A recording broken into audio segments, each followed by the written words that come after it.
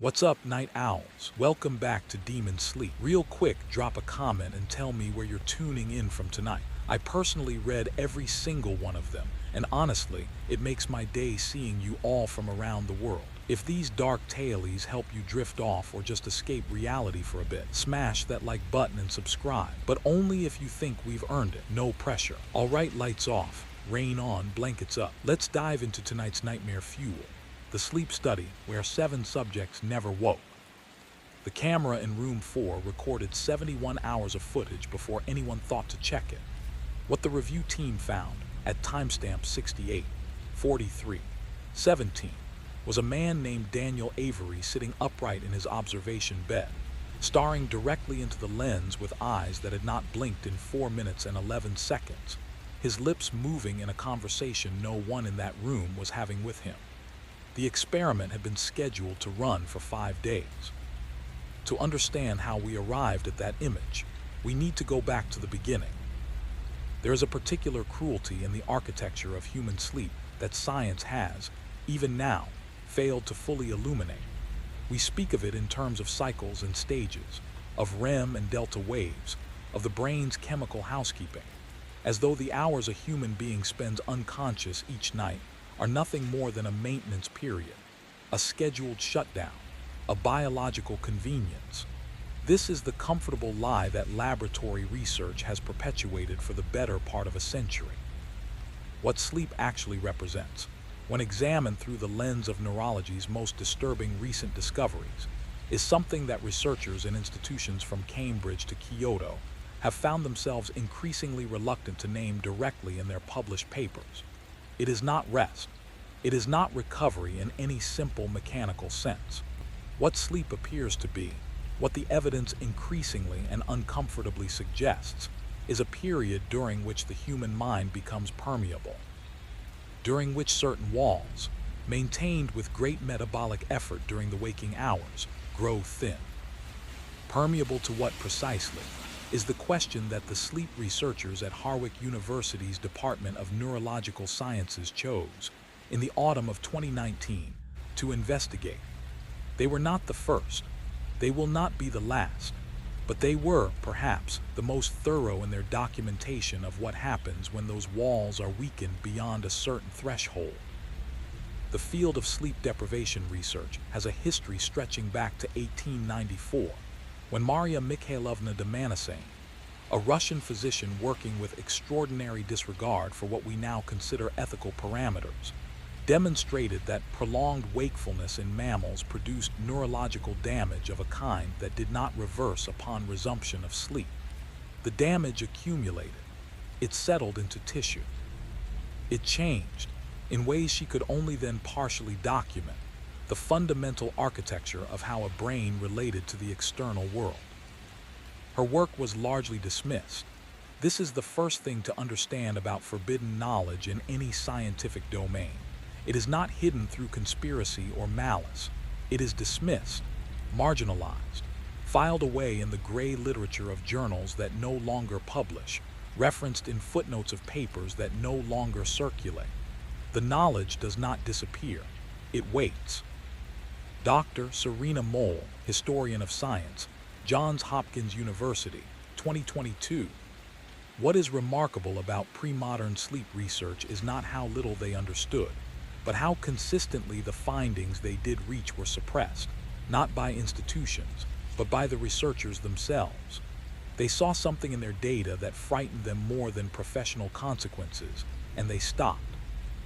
What the Harwick team could not have known, what no researcher entering this field appears to understand until they are already inside it, already past the point at which the understanding is useful, is that sleep deprivation does not simply damage the brain's ability to function.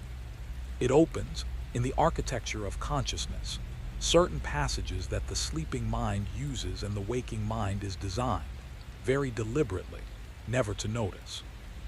And when those passages are held open for long enough, they begin to attract attention. Something notices the light. There are accounts in the ethnographic literature of nearly every pre-industrial culture on the inhabited continents of deliberate, ritual sleep deprivation used as a method of contact, not with the divine, as Western anthropologists chose to categorize it, but with something older than divinity itself, something that the human nervous system, in its long prehistoric development, learned to hide from. The biological imperative to sleep is not, the most uncomfortable evidence suggests, purely restorative. It is also, and perhaps primarily, protective. We sleep because the alternative is to remain perpetually visible to things for which human consciousness was never meant to serve as a window. 7 people checked into Harvard University's sleep laboratory on September 14, 2019. Their consent forms had been reviewed by 3 ethics committees. Their health had been certified by 2 independent physicians. The lead researcher, Dr. Carolyn Marsh, had 12 years of sleep study experience and an unblemished record. Every protocol was followed. Every precaution was taken. And something noticed, in the way that things which have waited immemorial ages notice a sudden brightness, with the absolute, patient attention of the completely inhuman. That is the thing about ancient doors. They are only terrifying if you know they are there. Daniel Avery did not know.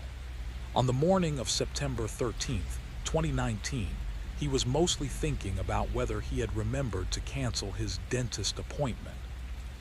Daniel Avery was 31 years old and worked in insurance claims processing for a mid-sized firm in Columbus, Ohio, which meant he spent approximately 9 hours a day reading documents describing the worst things that had happened to people and assigning them dollar values. It was not a job he had planned. He had a degree in communications and a minor in film studies, and somewhere in his mid-20s, he had made the pragmatic calculation that prestige was a fair trade for stability, and had spent the years since discovering, slowly and without drama, that he was wrong. He found the study posting on a Wednesday evening, sitting at his kitchen table with a bowl of cereal that had gone soggy while he scrolled through Reddit. He was eating the cereal anyway because the crunch was gone, but the milk was still cold, and he was 31 years old and living alone. And if he did not eat the cereal, there was nothing else. The posting was on a university research participation board.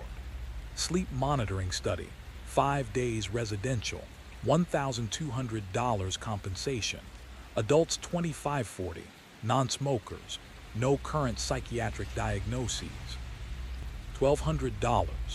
Daniel worked the math in under a second, the way people who process insurance claims learn to do automatically. His car needed new brake pads. His student loans auto-debited on the 15th.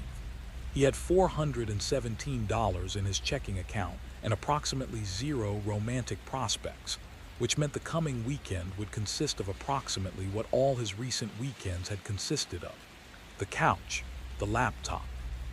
The gradually deepening suspicion that he had miscalculated something fundamental about his life at a junction he could no longer locate. He clicked the link. He read the study description. He thought, 5 days isn't that long. I sleep in bad hotels and I'm fine. He thought, $1,200. He thought briefly about whether this was the kind of thing normal people did, and then he clicked the registration form and filled it out before he could think more carefully about it. This is something King understands that a lot of people don't. The decisions that change everything almost never feel like decisions. They feel like clicking a link. They feel like filling out a form. They feel like $1,200 in soggy cereal and a Thursday night with nothing better to do. The door doesn't look like a door. It looks like a response form with 12 required fields and a captcha at the bottom. Daniel submitted the form at 9:47 p.m. He ate the rest of the cereal. He watched half an episode of something he'd already seen and fell asleep on the couch with the TV on, which was something he did 3 or 4 nights a week. He slept fine that night. He always slept fine. He was one of those people, the ones who are asleep within 7 minutes of lying down, who don't remember dreams, who wake up in the same position they went under in, and this had always seemed like a blessing to him. He did not know yet what it would seem like in 5 days. The study confirmation email arrived at 6:14 a.m. the next morning. It listed the check-in date, September 14th, the address of Harwick University's Neurological Research Wing, Building C, Floor 3, and a short paragraph of instructions. No caffeine after September 12th. Arrive with comfortable clothing, personal electronic devices would be permitted, but Wi-Fi access was restricted during the monitored hours. At the bottom, in the slightly smaller font that legal language always uses as though hopping you won't read it, participation may be terminated by either the subject or the research team at any time for any reason. Daniel read that last line. He noticed it. He did not attach any particular significance to it because that language is in every consent form, and besides, $1,200. The morning of September 14th was cool and clear. He packed a bag. He made coffee.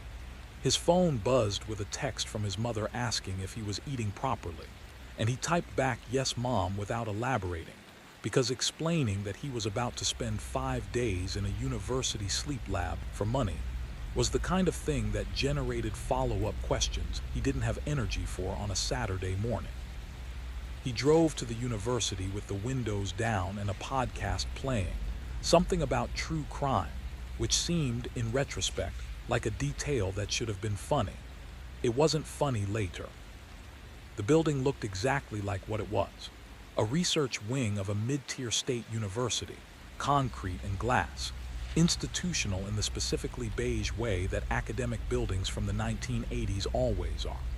He pushed through the glass door and followed the signage to the 3rd floor, and there was the first thing that was not quite right, the first small detail that he noticed and then immediately, completely, let go of.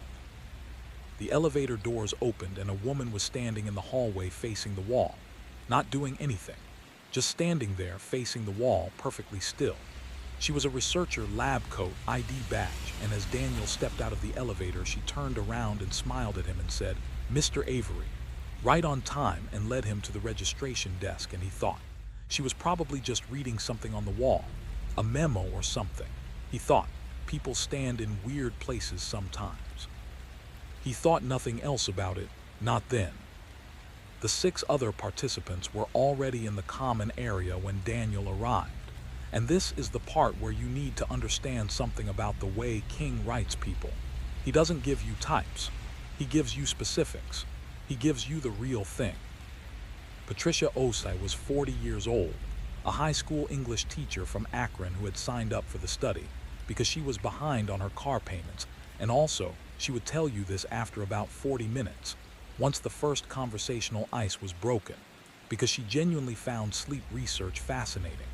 She had read Oliver Sacks. She had theories about dreams. She was the kind of person who put other people at ease without trying, the kind of teacher students remembered 30 years later. Marcus Webb, 28, was a doctoral candidate in mechanical engineering who had the specific combination of casual confidence and genuine social obliviousness that a certain kind of young academic develops, and he immediately began explaining the neurological parameters of the study to anyone who would listen with the cheerful assumption that everyone found this as interesting as he did. Some of them did. He was not wrong to assume it, just slightly miscalibrated on the degree. Elena Voss, 34, was a freelance graphic designer who had the quiet, self-contained manner of someone who has learned to be comfortable in her own company, and who had brought, in a large canvas tote, more books than 5 days seemed to require. She said she was a light sleeper and wondered aloud whether the monitored environment would affect her results. No one had a good answer for this. Thomas Garrett, 36, was a recently divorced contractor from rural Indiana who was the biggest man in the room by some margin and had the specific ease of someone who has never been made to feel physically uncomfortable anywhere. He shook hands with everyone. He called everyone buddy within the first 10 minutes. He seemed profoundly, genuinely fine, in the way that certain people are fine, not because they have never been through difficulty, but because they have a very effective internal architecture for managing it. Priya Nair, 27, was a third-year nursing student who had the particular combination of medical knowledge and profound professional calm that meant almost nothing could visibly rattle her. She was the one who read the entire consent form, all 11 pages of it, and who asked 3 specific questions of the intake coordinator, with the focused precision of someone who knew exactly what to look for. And then there was Robert Chen, 52, the oldest participant, a retired high school history teacher who had answered the study posting primarily because his wife had left him 14 months ago, and the apartment was quiet, and the study offered 5 days of human company and $1,200. He was thin and precise and wore reading glasses that he kept polishing with his shirt, and when Daniel introduced himself, Robert shook his hand and held it a beat longer than was necessary and said, "I hope you sleep better than I do," with a half-laugh that had real weariness behind it. Daniel liked all of them. Within 2 hours, he liked all of them genuinely in the way you sometimes like people you meet in contained situations, airports, waiting rooms, jury duty, where the shared circumstance creates a warmth that feels, while it lasts, completely real. He thought, this is going to be fine. This is actually going to be kind of fun. Patricia was funny. Marcus was interesting once you got past the explaining. Thomas was solid and easy, and made you feel like nothing bad could happen in any room that contained Thomas Garrett. They ate dinner together in the common area, catered, good, better than Daniel had expected. They talked about their lives, their jobs, their reasons for being there. The honest reason, the money, was quickly dispensed with because they all shared it, and after that they found the real reasons. Patricia's genuine curiosity, Marcus's research interest, Alina's insomnia that she hoped might be illuminated, Robert's loneliness dressed up as academic interest. Daniel's reason, when he articulated it out loud to Patricia over a second cup of decaf, was something he hadn't quite admitted to himself.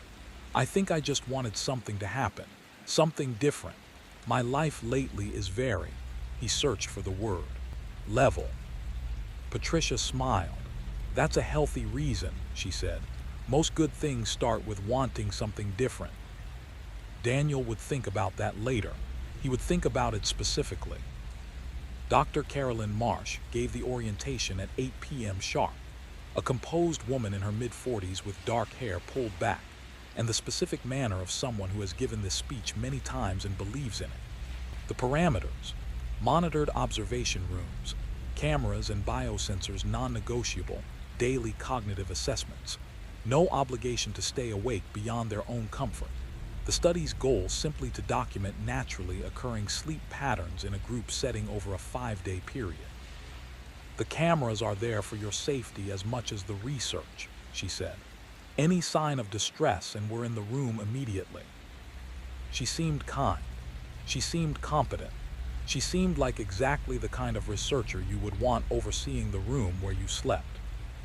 Nobody in that common room noticed the second thing that was wrong. It was small. You'll hear it soon, but it was there. The first night went fine. This is important to say, and to say it clearly. The first night went fine. Daniel slept 7 hours. He knew this because when he woke at 6:42 a.m. and checked his phone, there was a summary already in the study app they'd asked everyone to download: sleep duration, estimated stages, average heart rate. His numbers were normal across the board. He felt good. He showered, got dressed, went to the common area and found Marcus already there, nursing coffee and reading something on his tablet with the focused intensity of someone who considers sleeping a mildly irritating interruption to more interesting activities. The first morning assessment was at 8 a.m., a series of cognitive tasks administered by a cheerful research assistant named Jake, who had the bouncy energy of someone who drank too much coffee and believed in his work. Reaction time tests, word recall, a series of visual pattern problems. Daniel performed within normal ranges on everything, which was both reassuring and mildly boring. The wrongness of day 1 was not dramatic. It was, in the way of all good King horror, small. A detail that Daniel noticed and processed and then put down like a book with a dull cover, thinking he'd pick it up later, not realizing he would need it to be open in his hands when the time came. It was in the second afternoon, around 3 p.m., when he was lying on his bed in room 4 reading a novel he'd brought. He heard from somewhere down the corridor, not from the common area which was in the other direction, but from the end of the hall where the monitoring station was, a sound that he could not immediately identify. It was rhythmic, low, not a word, not music. More like breathing, but with a regularity that breathing didn't usually have. Too metronomic, like something counting. He put the book down and listened. It stopped. He picked the book back up. Old building, he thought. HVAC system. The university was 70 years old and the research wing had been renovated twice, which meant there were layers of old ductwork behind the new walls, and old ductwork did all kinds of things. He'd lived in apartments with pipes that went off like someone knocking at 2 a.m. He'd once heard what he was convinced was a voice in a ceiling fan that turned out to be a piece of loose duct tape vibrating against a vent. Buildings made sounds. You could drive yourself crazy attributing meaning to them. He read 3 more pages. He was aware, in a peripheral, easily ignored way, that he was now listening more than reading.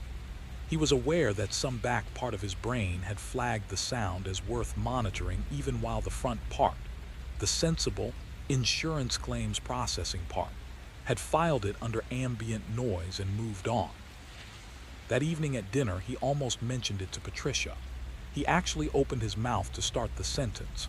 Weirdest thing, I heard this sound this afternoon. And then Marcus said something about circadian rhythm variability and the conversation moved, and Daniel let the sentence go unspoken. It felt, even as a story, thin. I heard a sound in an old building. What was there to say after that? Robert, he noticed, ate dinner quietly, more quietly than he had the night before. He answered questions when asked and smiled when smiled at, but the social energy that had warmed him during that first evening had receded slightly, like a tide going out. Daniel thought, he's tired, probably didn't sleep as well. He thought, being recently divorced in a research lab probably has its strange nights. He thought nothing else about it. The second night Daniel woke at 3:19 a.m. He knew this exactly because he looked at his phone. He lay in the dark of room 4, a small, comfortable room, pale gray walls, the faint blue pulse of the monitoring equipment on the bedside stand, the camera's single red LED in the upper corner of the ceiling, and he tried to identify what had woken him. He usually slept through. He was, as established, a champion sleeper. He had no memory of a dream, no sound that he'd noticed.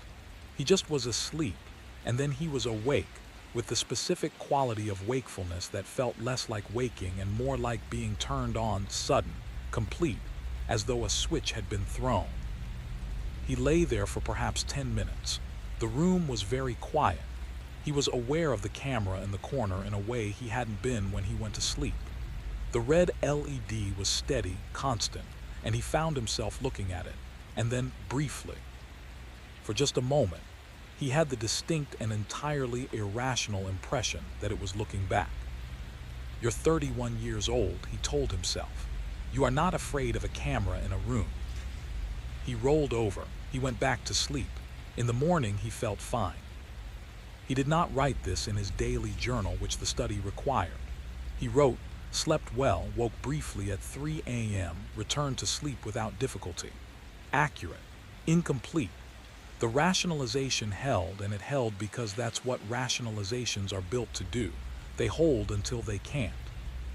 The wrong decision, if you want to call it that, if you want to assign blame, if you want to find the moment where Daniel Avery could have turned around and driven home to Columbus, and his soggy cereal and his level, undramatic life, happened on the afternoon of day 2.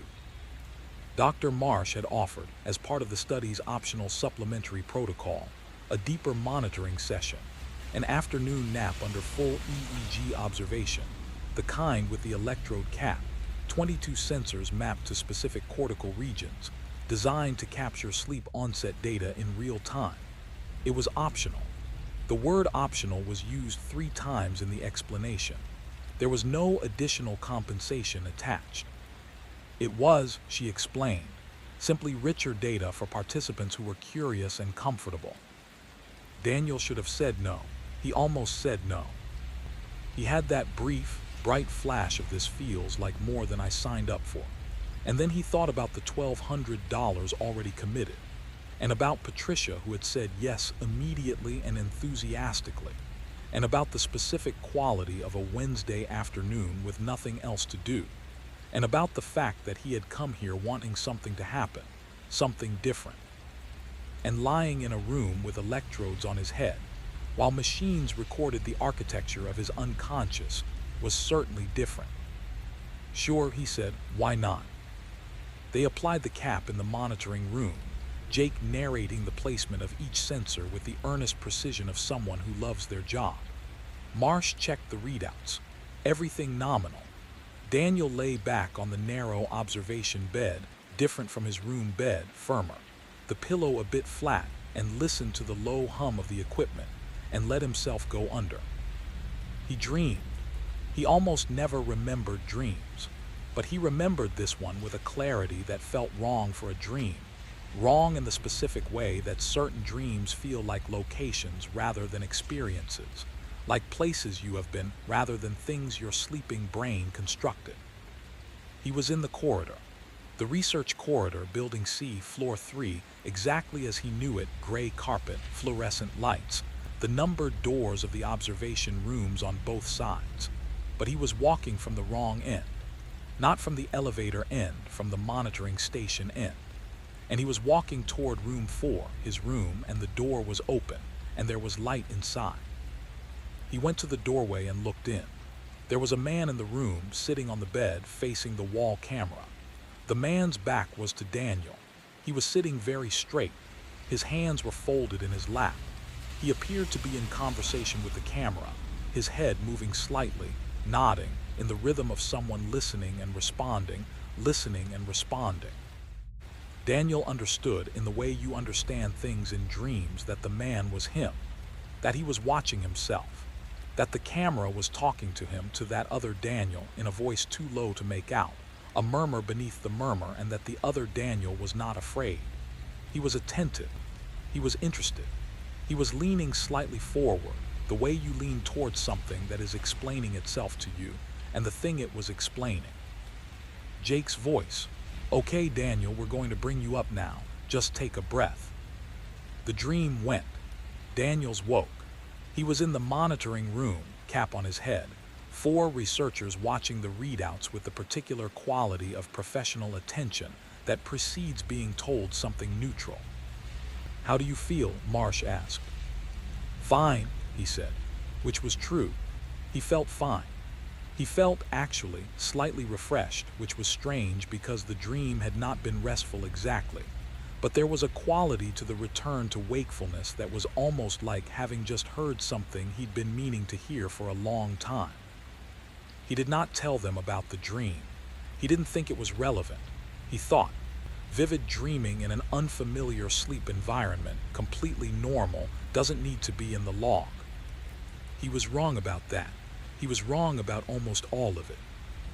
And here is the part nobody talks about, the part left out of every news report, every official account, every interview, because the people who knew, the ones who were actually there, made a decision. They decided some things were better left unsaid. They were wrong, and tonight you're going to hear why. He told himself it was nothing. The house had been telling him the same thing for 3 days. Houses lie. The common area was pleasant in the evenings. Someone had put a puzzle on the table. It had been there since the first day, still in the box, a landscape, mountains and water, one of those 1,000-piece puzzles that exists in waiting rooms and common areas as in. Implicit suggestion that people who are waiting might pass the time with their hands. No one had opened it. On the evening of day 2, Alina opened it. She had the quiet, methodical patience for it. She sorted the edge pieces first and began the border. Daniel watched her for a while from the couch. Thomas was watching a movie on his laptop with earbuds in, occasionally laughing at something. Patricia was reading. Marcus had already gone to his room. Robert was not in the common area. He had not been in the common area that evening. Daniel thought about this only briefly and let it go. Robert was an adult. Robert had a room. There was something slightly different about the common area that evening, but Daniel could not locate it precisely. He looked around the room and saw what was there. The puzzle, the bookshelves with their institutional selection of donated paperbacks, the small kitchen with the coffee machine and the bowl of apples, the window at the far end with the blinds half drawn and the dark campus parking lot beyond. The coffee machine was off. It was the same coffee machine that had been on every time he'd come in here before, its orange ON indicator glowing, available. It was off. This was nothing. The machine turned off automatically after a period of inactivity. This was a feature, not a malfunction. Daniel had noticed it and assigned it to the correct category and moved on.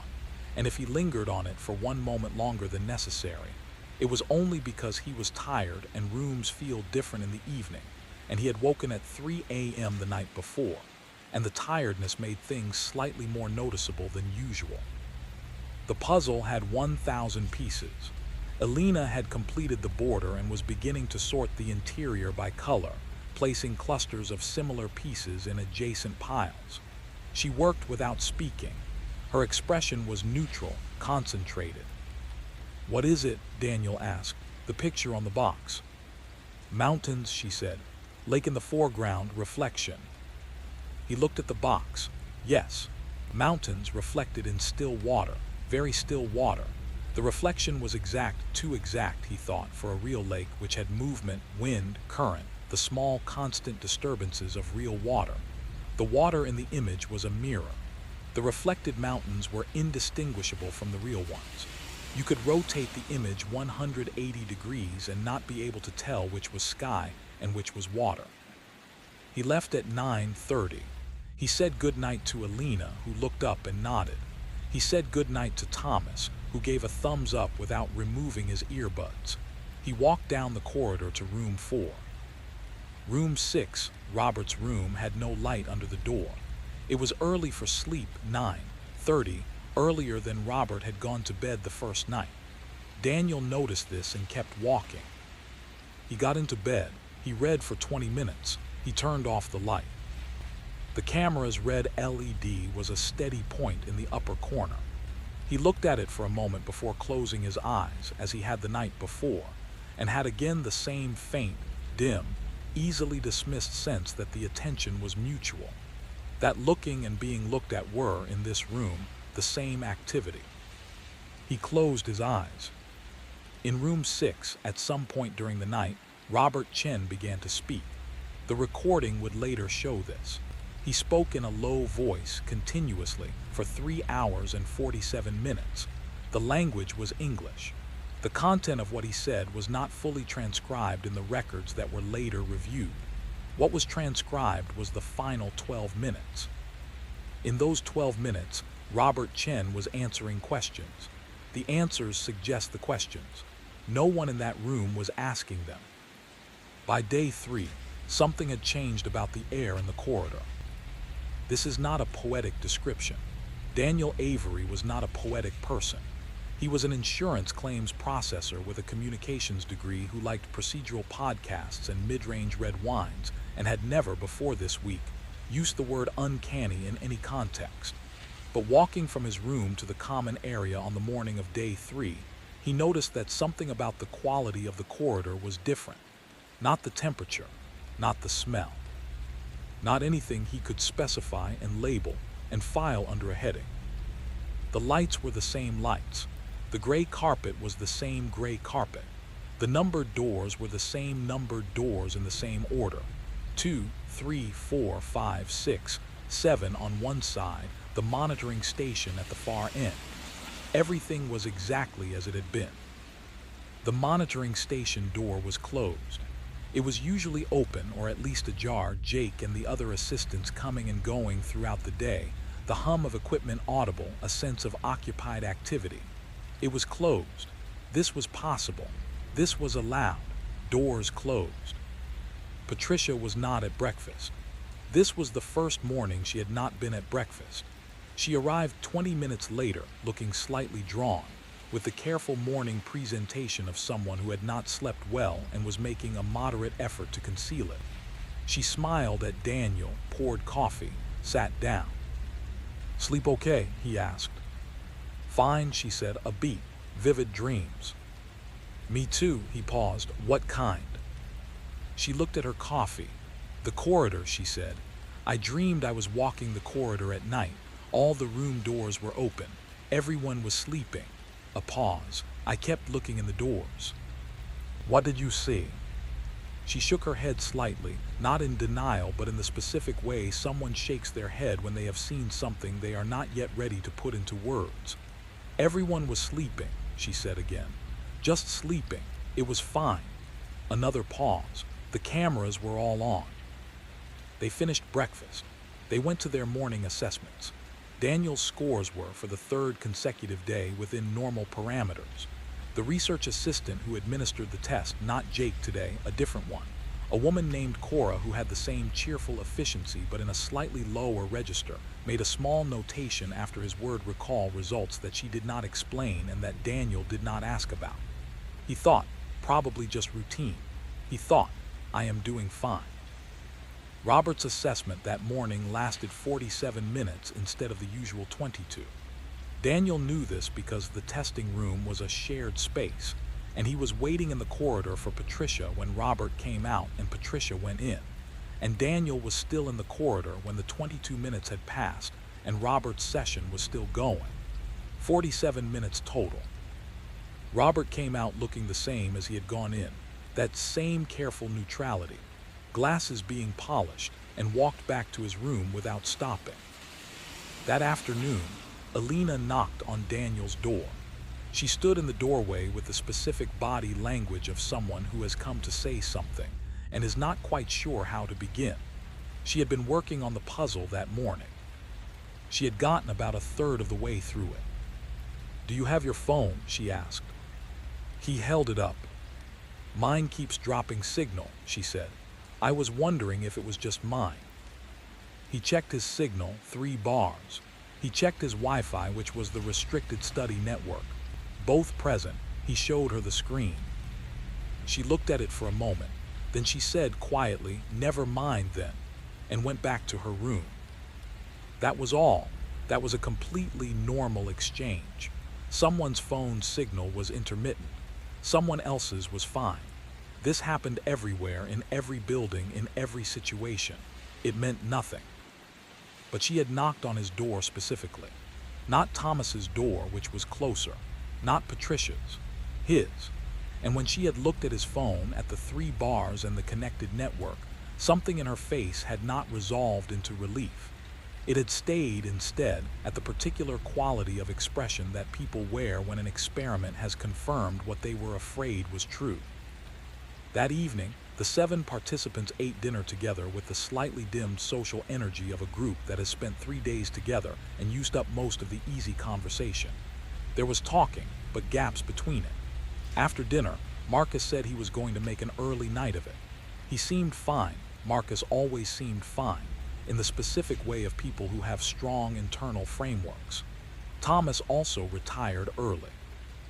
At 10 p.m., Daniel was alone in the common area. The puzzle on the table, 1/3 complete, the mountains visible in the upper section, the lake in the lower section, the precise reflection beginning to take shape. He looked at it for a long moment. The lake, the exact mirror image, the reflection indistinguishable from the original. He turned off the common area light and walked to his room.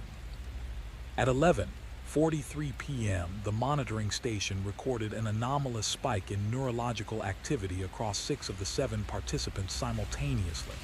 All 6 were in stage 3 sleep.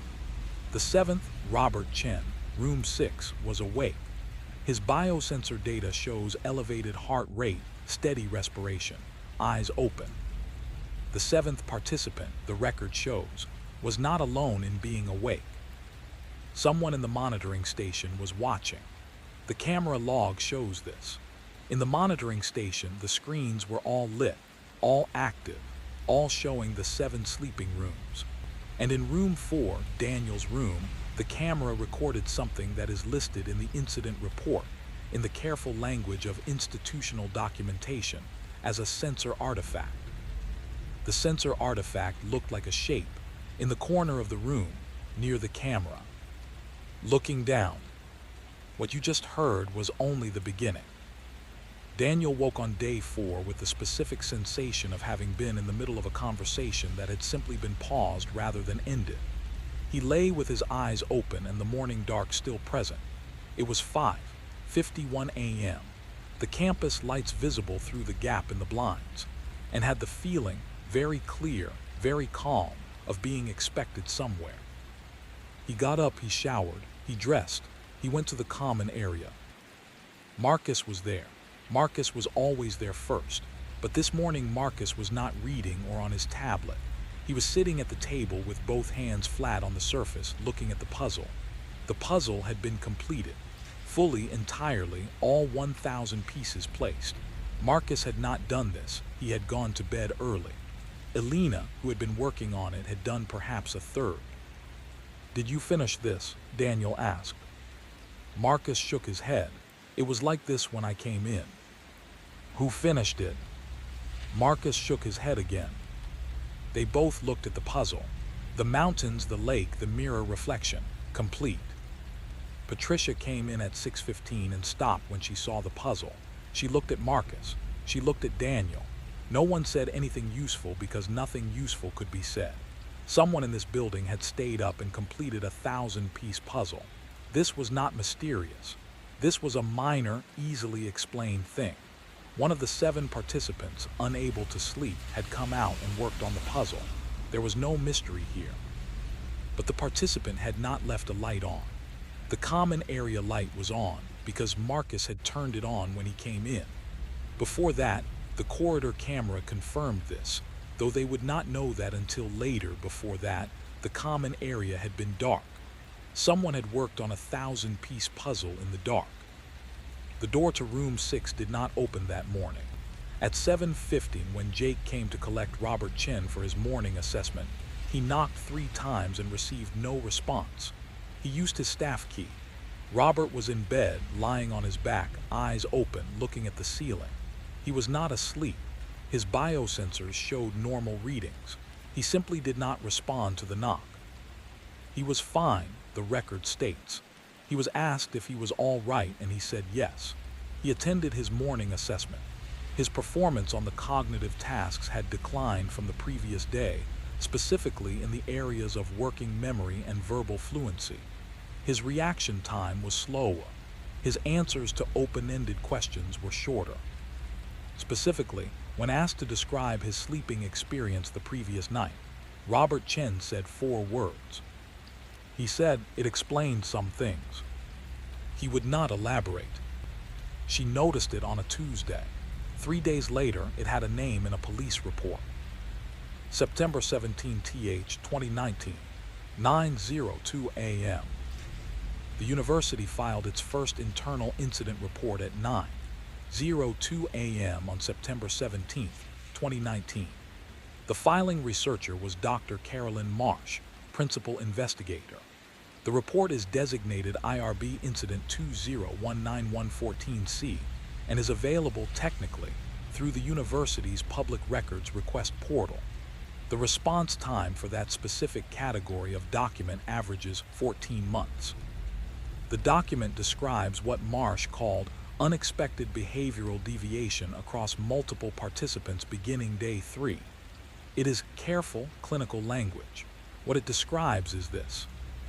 Participant 4, Robert Chen, 52, retired, Columbus, had ceased sleeping. Not partially, not in the interrupted, diminished way that stress or anxiety produces. He had ceased entirely. His biosensor data for the night of September 16, 17 showed 0 sleep onset across 8 consecutive hours. His EEG readings during that period showed waking patterns. Alert waking patterns, the kind associated with focused cognitive activity. He had spent the entire night alert, and his cognitive performance was improving. Jake Ferris, Research Assistant, Harwick University Sleep Lab, 2021. The thing that got to me was the scores. Your sleep deprivation protocol, you'd expect decline, reaction time, memory, verbal processing all going down. Roberts were going up. Day 4 scores were better than day 1. I flagged it for Dr. Marsh and she looked at the data for a long time and didn't say anything. And when I asked her what she thought it meant, she said she needed to review the literature. That was the last direct conversation I had with her about Robert's case. After that, the internal communications went to a separate channel I wasn't on. Jake Ferris left the research program 3 months after the study concluded. He now works as a high school science teacher in Dayton, Ohio. He does not discuss the study publicly. He agreed to the above statement on the condition of review before publication and has since declined further contact. What the incident report does not mention, what does not appear in any official documentation from Harwich University, is what the monitoring station recorded from room 6 on the night of September 16, 17. This information comes from a secondary source, a former research assistant who reviewed the raw data files before they were reclassified, and who described their contents in a 2021 online post that has since been deleted but was archived at 11:47 a.m. on March 3, 2021, before removal. According to that archived account, the Room 6 camera footage showed Robert Chen sitting upright in his bed from 11 p.m. until 6 a.m. 7 hours, sitting upright, facing the wall camera with the specific quality of attentive listening. His lips were moving throughout. The audio, which should have been clear, given the room's directional microphone array, captured his side of the conversation as a low, continuous murmur. The audio was insufficient to transcribe. What could be heard on the audio track beneath Robert's murmur was a second sound, low, rhythmic. The researchers who reviewed this footage described it in the archived post as resembling breathing, but with a regularity that breathing did not usually have. Too metronomic, like something counting. 3 days earlier, Daniel Avery had heard this same sound from the direction of the monitoring station and had attributed it to building HVAC. The monitoring station equipment, per the university's technical specifications, does not produce sounds. September 16th, 2019, 2:17 a.m. Thomas Garrett's account of what happened on the night of September 15th, 16 was given in 2 separate interviews. First to Dr. Marsh the morning after, and second to a journalist named David Kowalski from the independent press outlet Ohio Chronicle in February 2020, who published a version of it that the university subsequently issued a correction disputing. The correction disputed the characterization of the study's timeline. It did not dispute Thomas Garrett's account of what he experienced. Thomas Garrett, 36, contractor, Indianapolis, 2020. I woke up at 2 in the morning, maybe 2:15, and the reason I know it was that time is I looked at my phone immediately because I'm in construction and I wake up at 2 and my first thought is always there's a problem at a job site somewhere. There was no notification, nothing. I was just awake, room dark, everything normal. But I had this feeling, I know how this sounds, I had this strong feeling that someone was in the room with me. Not threatening, not aggressive, more like the feeling you get when someone's been sitting in the chair across from you and you're reading and you just realize they're watching you. Present, attentive. I turned on my phone flashlight and went around the room. Nothing. Checked under the bed, checked the corner, checked the bathroom. I'm a big guy, I'm not scared of much. Nothing there. I went back to bed. I put the flashlight on the nightstand, kept it on. And then I was looking at the ceiling, I noticed the camera in the corner, the red light, and the light was, I don't know how to describe this, it wasn't blinking, it was just steady. But there was something about it that felt the same feeling I had when I thought someone was in the room.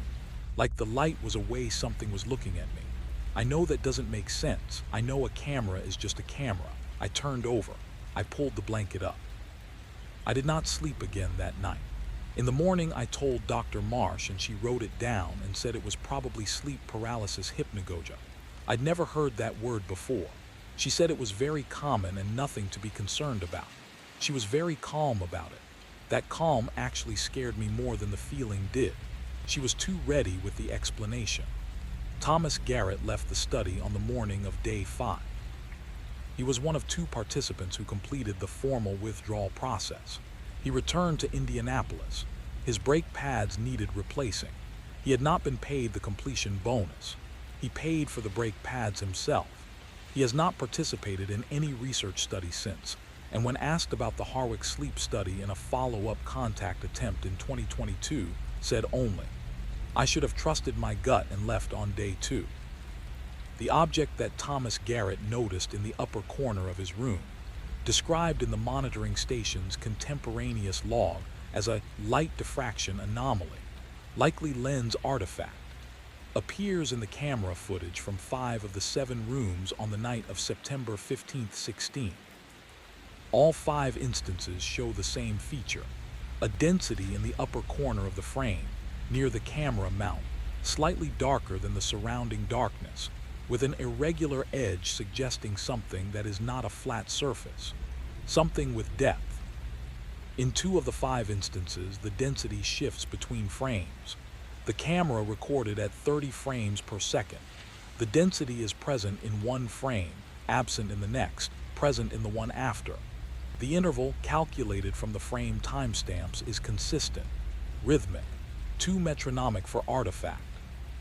The final statement Thomas Garrett made in his 2020 interview, before contact was lost. "The worst part isn't what I felt. The worst part is that I felt it, and then I spent 3 years telling myself it wasn't real, and I'm standing here telling you it was absolutely real, whatever it was. And I'm a grown man who has been on construction sites in bad weather, and I don't scare easily. And I'm telling you that feeling, something paying attention to you in a dark room. If you've never felt it, you should hope you never do." Background: the record. Sleep deprivation as a vector for anomalous psychological phenomena is not a new research area. It is a deliberately obscured one. The files exist. This is documented. In 1953, at Walter Reed Army Institute of Research, a study examining the upper limits of voluntary wakefulness produced a classified appendix designated WRIA Sleep 53 Addendum 7 that was quietly redacted from the public research summary before publication. The appendix, partially obtained through a Freedom of Information filing by researcher Marcus Holloway in 2008, describes, in the careful language of 1950s military psychiatry, a series of shared perceptual anomalies among participants who reached or exceeded the 96-hour wakefulness mark. The shared nature of the anomalies was the key finding, not individual hallucination, the report notes, but perceptions reported independently and with matching content across subjects who had been in isolation from one another. In 1979, a sleep research program at the University of Edinburgh produced results that the lead researcher, Dr. Hamish Ballantyne, chose not to publish. He submitted instead a brief note to the British Journal of Sleep Research stating that the study had been discontinued due to equipment failure. 2 of the 4 research assistants who participated in the Edinburgh study resigned from the field following the study's conclusion. Ballantyne retired from research in 1981 at the age of 44 and moved to a small town in the Scottish Highlands, where he lived until his death in 2009. He gave no interviews. In 1998, a private research contractor operating under the name Threshold Behavioral Institute conducted a paid residential sleep study in Phoenix, Arizona. 14 participants, 7-day protocol. The study was terminated on day 4. The Phoenix Police Department has no record of responding to an incident at the facility's registered address on the night of October 8, 1998. The facility's permit was withdrawn in January 1999, reason listed as voluntary closure. 3 of the 14 participants filed civil suits against Threshold Behavioral Institute. All 3 suits were settled out of court with non-disclosure agreements. The Institute's principals have never been identified in any public record. Dr. Lena Vazek, behavioral psychologist, University of Vienna, 2022. What is striking across these documented cases is not the anomalous content of the reports. What is striking is the institutional response, specifically the consistency with which that response involves containment rather than investigation. These are researchers. Their entire professional identity is built on investigating anomalies, and in these cases, uniformly, they stop. The Harvard University study had, at the time of its inception, a designated protocol for psychological adverse events. It had a 24-hour consulting psychiatrist on call. It had a peer-reviewed intervention ladder that began with verbal de-escalation and proceeded through graduated response steps. What it did not have was any protocol for the situation that was developing on the morning of day 4, which is this. All 7 participants were now sharing the same dream. Not similar dreams. The same dream with the same corridor, the same open doors, the same cameras on, and the same thing that they had all separately, without comparison, begun to notice standing in the corridor outside the rooms. They had not discussed this with each other yet. They were about to. What I am about to tell you is documented. It is on record. It exists in files that are technically public but practically inaccessible. I found them. I read every page. You need to hear what is inside, because what happened once is still happening. The file ends there. What it cannot record is what happened inside Daniel's chest when he read it, the specific weight of knowing that someone had survived this before him and told no one. There is a moment in every King horror, and if you've read enough of them, you know it by feel, where the slow burn stops burning slow, where the accumulation of small wrongnesses reaches critical mass, and the character can no longer look at any one thing in isolation, where the pattern becomes visible all at once, like one of those magic eye pictures that looked like static until the second it didn't. For Daniel Avery, that moment came at 10:47 a.m. on day 4 in the common area, with 5 of the remaining 5 participants seated around the table with cups of coffee going cold in their hands. Thomas had left that morning, which meant there were 6. Marcus was doing most of the talking, because Marcus had a framework and frameworks gave him energy. He'd been up since 5 a.m. cross-referencing things on his tablet, and he had, in the specific way of doctoral candidates with a relevant thesis forming, the slightly terrifying quality of someone who has found a narrative and is moving toward its conclusion with momentum. The dream isn't actually that remarkable, Marcus said, which was the kind of thing you said when you were 28 and a doctoral candidate and hadn't fully absorbed the looks on everyone else's faces. Shared environmental stimuli producing convergent hypnagogic imagery, the corridor, the rooms, the cameras.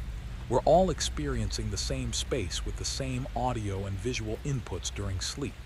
The brain uses what it has. The only interesting. There was something in the corridor, Priya said. Marcus stopped. In the dream, she said, there was something in the corridor, something that didn't belong there. A beat of silence. Yes, said Alina. Standing between room 4 and room 6, said Patricia. Daniel looked at them, at each of them one after another. Patricia, who was gripping her coffee mug with both hands. Elena, who was looking at the table. Priya, who was looking at Marcus with the specific calm of someone who has already done the math. Near the camera mount, said Robert. They all turned to Robert. He was polishing his glasses. He had been quiet until that moment. He put the glasses back on and looked at each of them in turn with an expression that Daniel would later describe. In the typed statement he gave to the university's post-study review committee, which he was invited to provide, and which he does not believe anyone read, as the expression of someone who has been given a piece of information that changes context rather than content. Everything he already knew was the same. The way it fit together was different. Near the camera mount, Robert said again, looking down. Daniel felt it then, the full weight of where he was, not in a sleep lab at a mid-tier university, in a place that something had been using for at least 4 nights as a kind of viewing platform. He thought of the camera's red LED and the mutual quality of the looking he'd felt and had dismissed twice now, and the dismissal felt in this moment like something he'd done to himself. A willful reduction, a convenient not knowing. He thought, I need to leave. He did not leave. This is the thing about King Horror, the specific cruelty of it. The decision to stay is never dramatic. Nobody chooses not to run from a monster. They choose to have one more conversation. They choose to finish their coffee. They choose to wait for the morning assessment because Dr. Marsh is coming in at 11, and they want to tell her what's happening and get a rational explanation that will hold. They choose to believe in the rational explanation that is coming in 14 minutes, because the alternative is that there is no rational explanation, and they are inside something they don't understand. And they checked in 4 days ago for $1,200 and a change of scenery. He stayed, he drank his cold coffee, he waited for Dr. Marsh. Dr. Marsh arrived at 11:02 a.m. She sat down. She listened to each of them in turn with the specific quality of attention that good researchers have: a complete, present, non-reactive. She took notes. When they had all finished, she looked at her notes for a moment and said that what they were experiencing was consistent with a documented phenomenon in residential sleep studies called perceptual synchronization, in which the shared environment and the awareness of shared monitoring produced convergent dream content, and that this was a known outcome they had not anticipated and which was important data, and that everyone's well-being was the priority, and she wanted to check in with each of them individually. She was very calm. She was very ready with the answer. Daniel thought of what Thomas Garrett had said about that specific quality of calmness. Marcus was nodding. Priya was watching Marsh's face. Patricia was looking at her hands. Alina had stood up and was standing at the window with her back to the room. Robert was looking at the camera in the upper corner of the common area. The camera was on. Of course the camera was on. There were cameras everywhere. That was the study. Robert was looking at the camera with the same attentive, forward-leaning quality that Daniel had seen in his dream. The quality of a man listening carefully to something that was explaining itself to him. And just for a moment, just for one moment that Daniel could not hold on to, he could have sworn he saw Robert's lips moving. He could not leave. He understood, somewhere below the level of conscious decision, that he had passed the point where leaving would have been simple, not because the doors were locked, not because anyone had taken his car keys, because the thing in the corridor, the thing they had all seen in the same dream, standing between room 4 and room 6, looking down, had not been behind the camera mount. It had been between the camera mount and room 4, closer to room 4, closer to him. Day 4, 2 p.m. The sun was out. The campus was visible through the common area windows, students crossing the quad, a guy on a skateboard, a woman walking a small dog. Real life, normal life, 20 feet of glass away. Dr. Marsh had made a decision, and the decision was kind. She had suspended the afternoon cognitive assessments, ordered in better food than usual actual restaurant food, Italian, garlic bread that smelled like every good thing, and made herself available in the common area for informal conversation. The effect was immediate and almost miraculous. The food arrived, the atmosphere shifted, and for about 90 minutes Daniel Avery experienced something that felt so much like normalcy that he almost missed the falseness of it. Patricia told a story about a student who had once written an entire essay arguing that Of Mice and Men was secretly about the Trojan War with citations. It was genuinely funny. Marcus laughed. Even Robert smiled, a real one, the first real one in days. The garlic bread was exceptional. Daniel had seconds.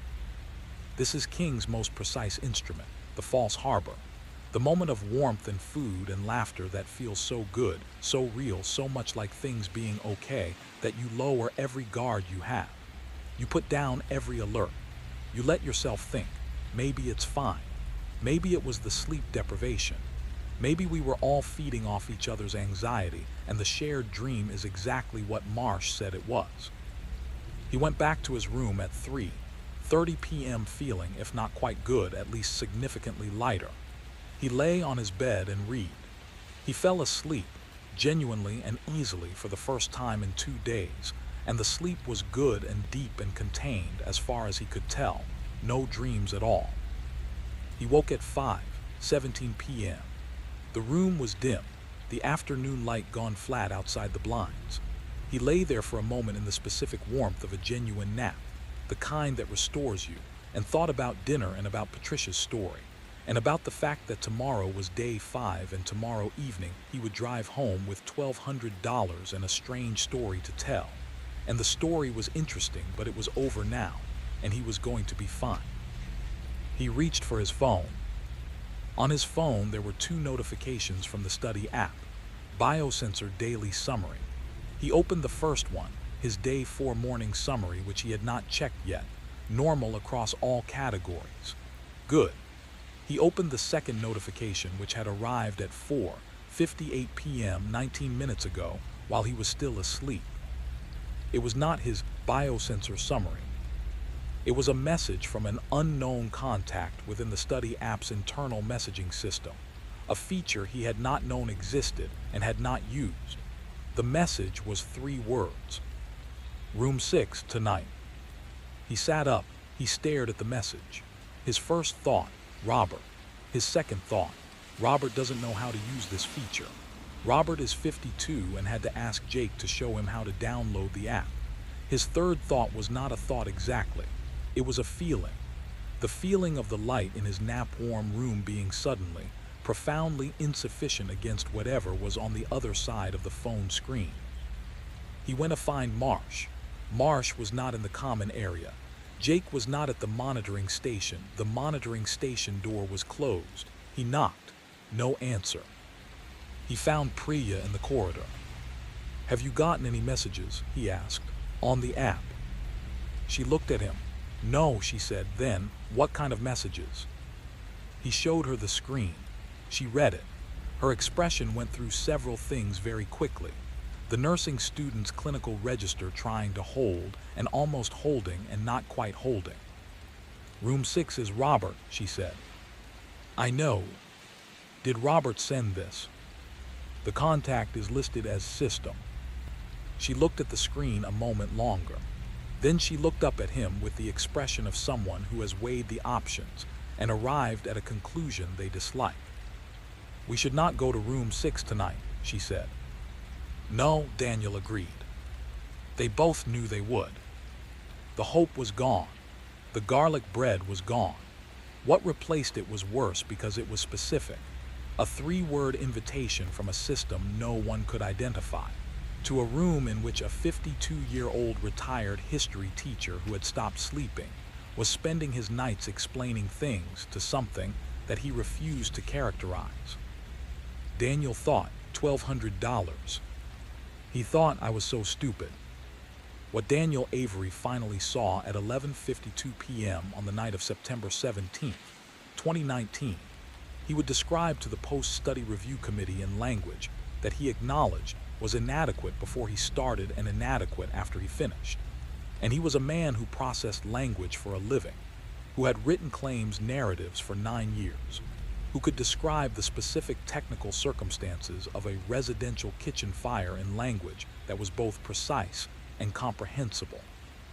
And even he could not do what he needed to do with words, and he knew it, and he tried anyway, because what had happened to Robert Chen deserved to be spoken aloud by someone.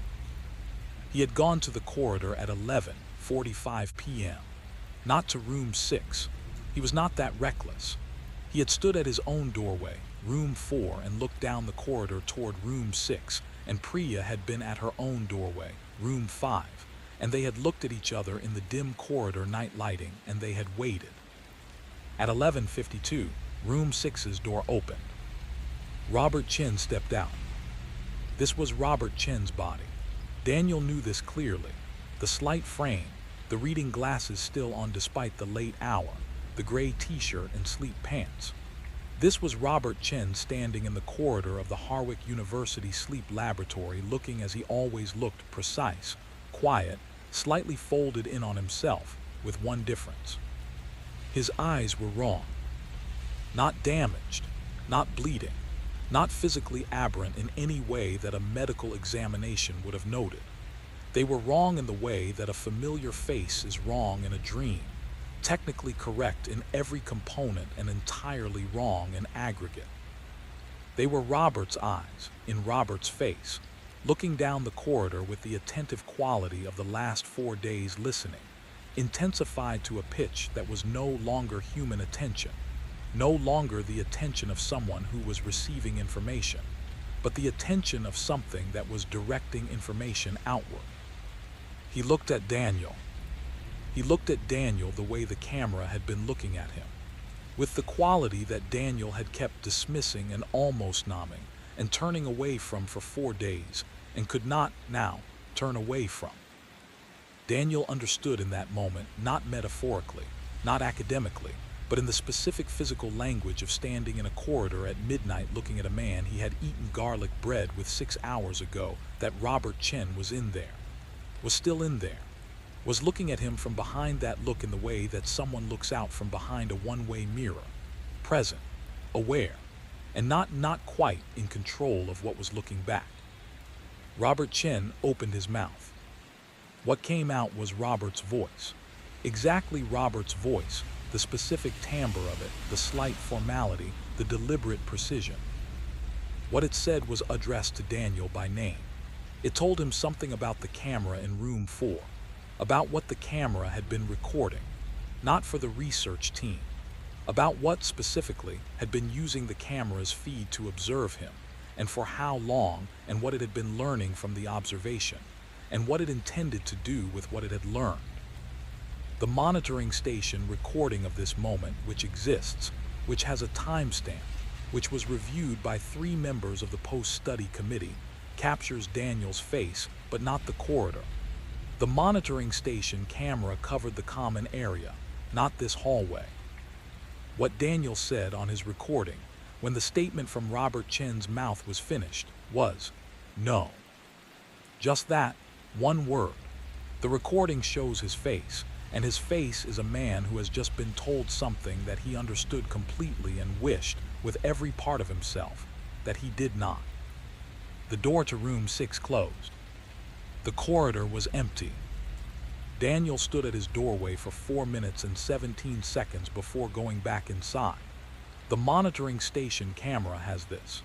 His face is visible in the common area camera, which catches the end of the corridor for that 4 minutes and 17 seconds. His expression does not change. Whatever Robert Chen's mouth told him is not in the committee statement. It is not documented anywhere that remains accessible. Daniel Avery declined to include it in his written testimony. When the committee pressed him, he said, "There are things that are less dangerous if they are not repeated." The committee noted this response and moved on. And in room 6, as the monitoring station data shows with the complete neutrality of biosensor readings, Robert Chen's heart rate was 62 beats per minute, normal, resting. His EEG showed a pattern that the attending neurologist flagged for review and marked in her summary with the word she had apparently been holding back for 3 days: impossible. He was not awake. The biosensor data shows this clearly. He had been asleep. He had been asleep the entire time. What you just heard was only the beginning. Day 5, the last day of the scheduled study. Daniel woke at 7 a.m. and sat on the edge of his bed and performed the mental checklist that he would, for the next 3 years, perform every morning in every room he slept in. He looked at the camera, he looked at the door, he looked at the corner where the door met the wall, and he confirmed that he was alone. This ritual, which he told no one about until he told a therapist about it in 2021, took approximately 40 seconds each morning and became, eventually, something he could not perform in hotel rooms, which meant that his travel for work was significantly curtailed, which contributed to a performance review conversation with his manager in 2022 that he navigated by providing a version of the truth so stripped of its actual content that it functioned as a different kind of lie. He dressed. He went to the common area. The puzzle was still on the table, still complete, the mountains and their perfect reflection undisturbed. Priya was at the kitchen counter making coffee with the focused efficiency of someone who needed coffee more than they needed conversation. She handed Daniel a cup without being asked. He drank it standing at the counter beside her. They were quiet for a moment. "Robert is still here," Priya said. "I know. Marsh hasn't suggested he withdraw." "No. His scores are still going up." She paused. "I checked the shared data portal this morning. We have access to anonymized group data. His is not that anonymized. His curve is a line going straight up. Every metric, day 1 to day 5. Another pause. "That's not possible. Prolonged sleep alteration of any kind produces cognitive decline. That's basic. That's in the first week of nursing school." Daniel drank his coffee. He thought about what Robert's mouth had told him in the corridor at 11:52 p.m. He thought about the word impossible that a neurologist had used. He thought about the specific thing Robert had said about what the camera had been learning from watching him, and felt the specific nausea that this information produced, and that he had been managing since midnight. "I need to tell you something," he said. He told her, not everything. The part about himself he kept back, the specific personal information that Robert's voice had delivered from the corridor. But the rest, the message on the app, the corridor meeting, what Robert had said about the camera and about the thing that had been using it. Priya listened without interrupting. When he finished, she was quiet for a moment. "Okay," she said, which was not dismissal, it was integration. She was a nursing student. She processed clinical information by fitting it into frameworks, and he could see her fitting this, with some effort, into a framework that could hold it. "The study ends today," Daniel said. "Tonight, we can all go home tonight." "Robert can't," she said. He looked at her. "Whatever is happening to Robert," she said carefully, "I don't think it's going to end because the study ends. I don't think it's attached to the building." This was the last ordinary thought Daniel Avery would have for a very long time. Not the content of it, not what Priya said, which was not ordinary at all, but the experience of standing in a fluorescent-lit kitchen holding a paper cup of coffee, the campus visible through the window, the morning clear and unremarkable, and having a thought that was rational and evidence-based, and which Daniel could evaluate on its merits and determine that it was correct. That part, the ability to stand in a normal room and think a thought that was simply true. That was the last of it. That was the last normal thought he would have. I do not use the word normal lightly. I use it the way one might use the word sure, while watching it disappear behind you. I had begun to understand the mechanism. Not the source, no, the source was beyond me, has always been beyond me, will remain beyond me in whatever time I have remaining, but the mechanism, the specific, repeating, terrible mechanism by which it worked. The camera, the observation, the watching. It watches through whatever watches for it.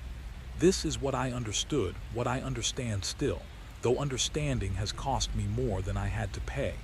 In room 6, it had Robert. Robert who had opened himself through exhaustion, through loneliness, through those long insomniac hours in which the wall between the sleeping mind and the observed mind had grown thin.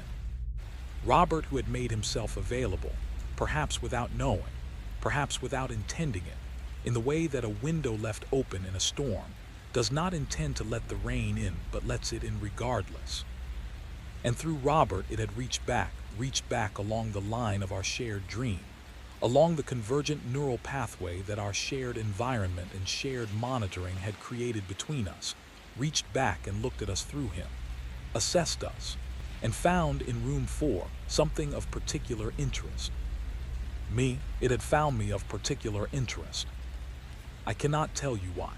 I cannot identify, and I have examined my own history with the specific, relentless, recursive scrutiny that obsession demands, examined every detail of my ordinary and unremarkable life, and I cannot find the quality that distinguished me from the others. Patricia was brighter, more accomplished. Priya was sharper in the clinical sense. Marcus had frameworks it might have found useful, but it had returned night after night to room 4, to the camera in room 4, to the specific camera that had been looking at me. Was I already changing? On day 5, as I sat in the morning assessment room with the research assistant, Cora again, not Jake. Jake was not available. Jake was apparently on leave.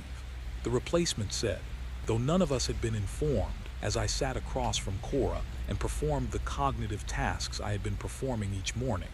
Was I already different from the man who had checked in on Saturday? My scores were normal. Normal precisely. Not elevated like Robert's. Normal. And I found in the specific way of a man who has begun to examine himself from a slight remove, as though watching himself on a monitor. I found that I could not determine whether this normality meant I was intact, or whether it meant the change was so complete it had become the baseline. Had the camera been watching me, or had I been watching the camera?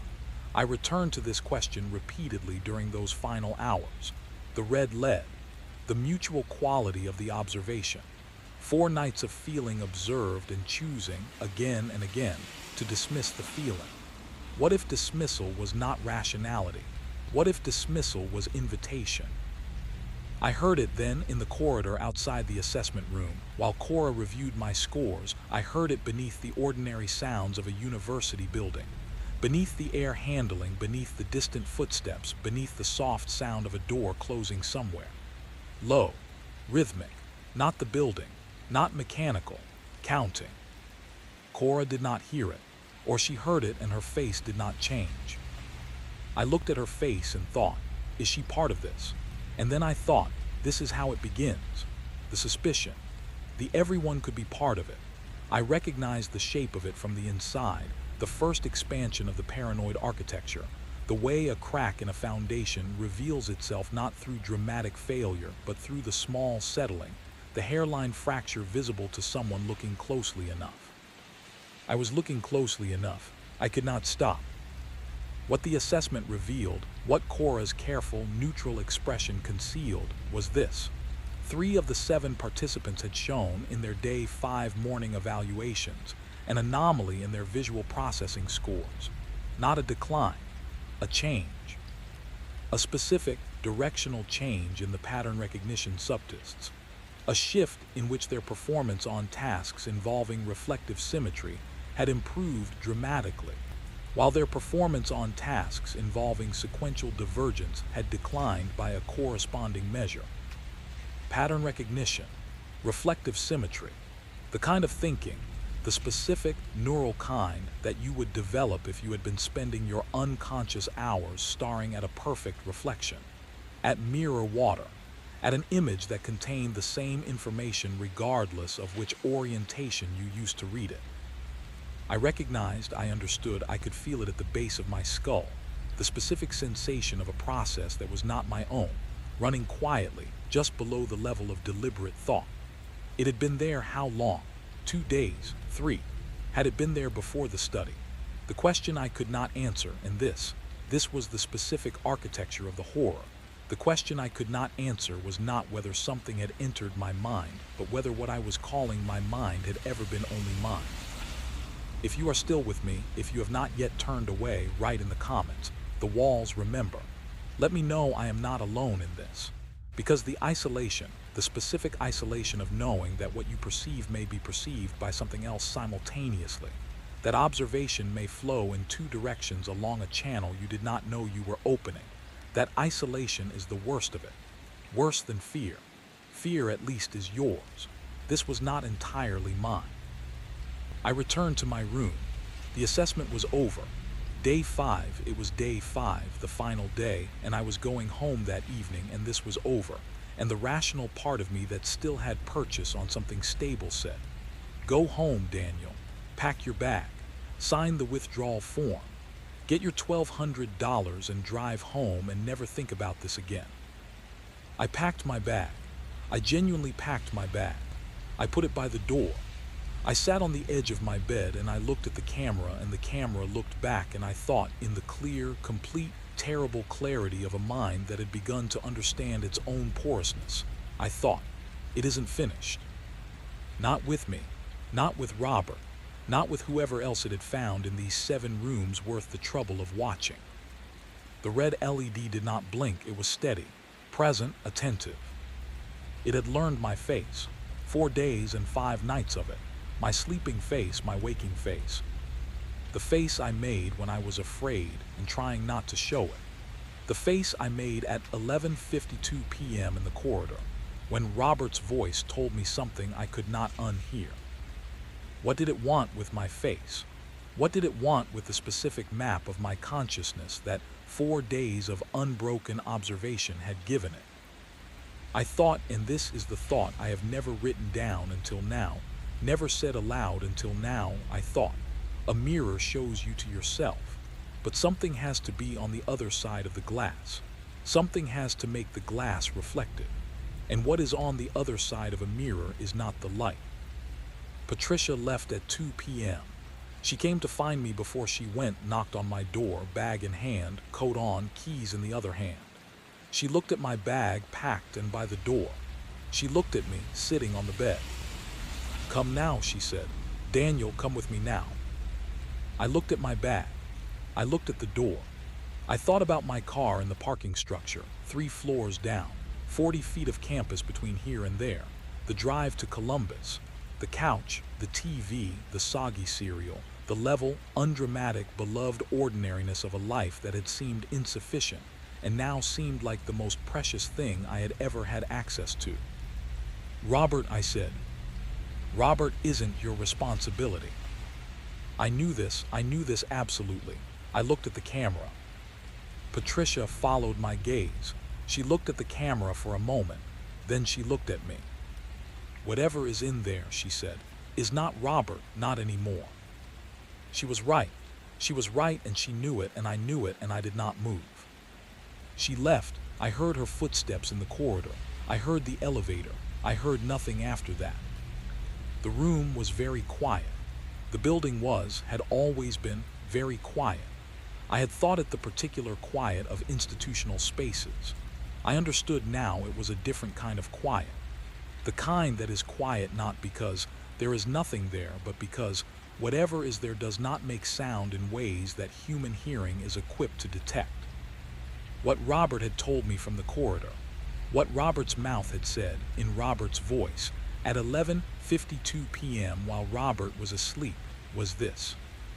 It had been here before, in other studies, other rooms, other participants in other buildings with cameras in the corners and people sleeping in monitored beds. It came every time not to harm but to observe, to learn. The human mind at the edge of sleep was the most transparent it ever became, the most available, the most open to being read. What it read, it retained. What it retained, it used. What it used to build across decades, across the evidence of hundreds of monitored sleepers, a model, a map, a complete and comprehensive architecture of how a human being thinks, how they fear, how they want, how they are at the deepest level that they are anything. It was not malevolent. This was the worst part of what Robert's voice had said. It bore no ill will. It had no concept of ill will. It was simply comprehensive in the way that an ocean is comprehensive, in the way that a very old thing that has been watching for a very long time becomes comprehensive. It had found in me something it had been looking for in all the other rooms, in all the other studies. What that something was, this is what I will not write, what I will not say. This is the line I will not cross, because crossing it means saying it aloud, means giving it the specific form of a spoken thing, and I am not certain what happens when that thing is spoken, what it opens, what it confirms. I sat in room 4 of Harwick University's sleep laboratory, and I did not leave. Not because I could not, because on the other side of the camera, something that had been waiting a long time was finally almost finished with me. And there was a part of me, God help me, there was a part of me that wanted to know what it found. But do not for one moment believe that you are simply listening to a story. What I am telling you is real. It has always been real. And the reason I know this, the reason I cannot stop, is that it is still happening. Right now, as I speak these words to you in the dark. And so my mind, what remained of it, turned at last to the question I had been circling for days. Not what had I seen, but what precisely had seen me.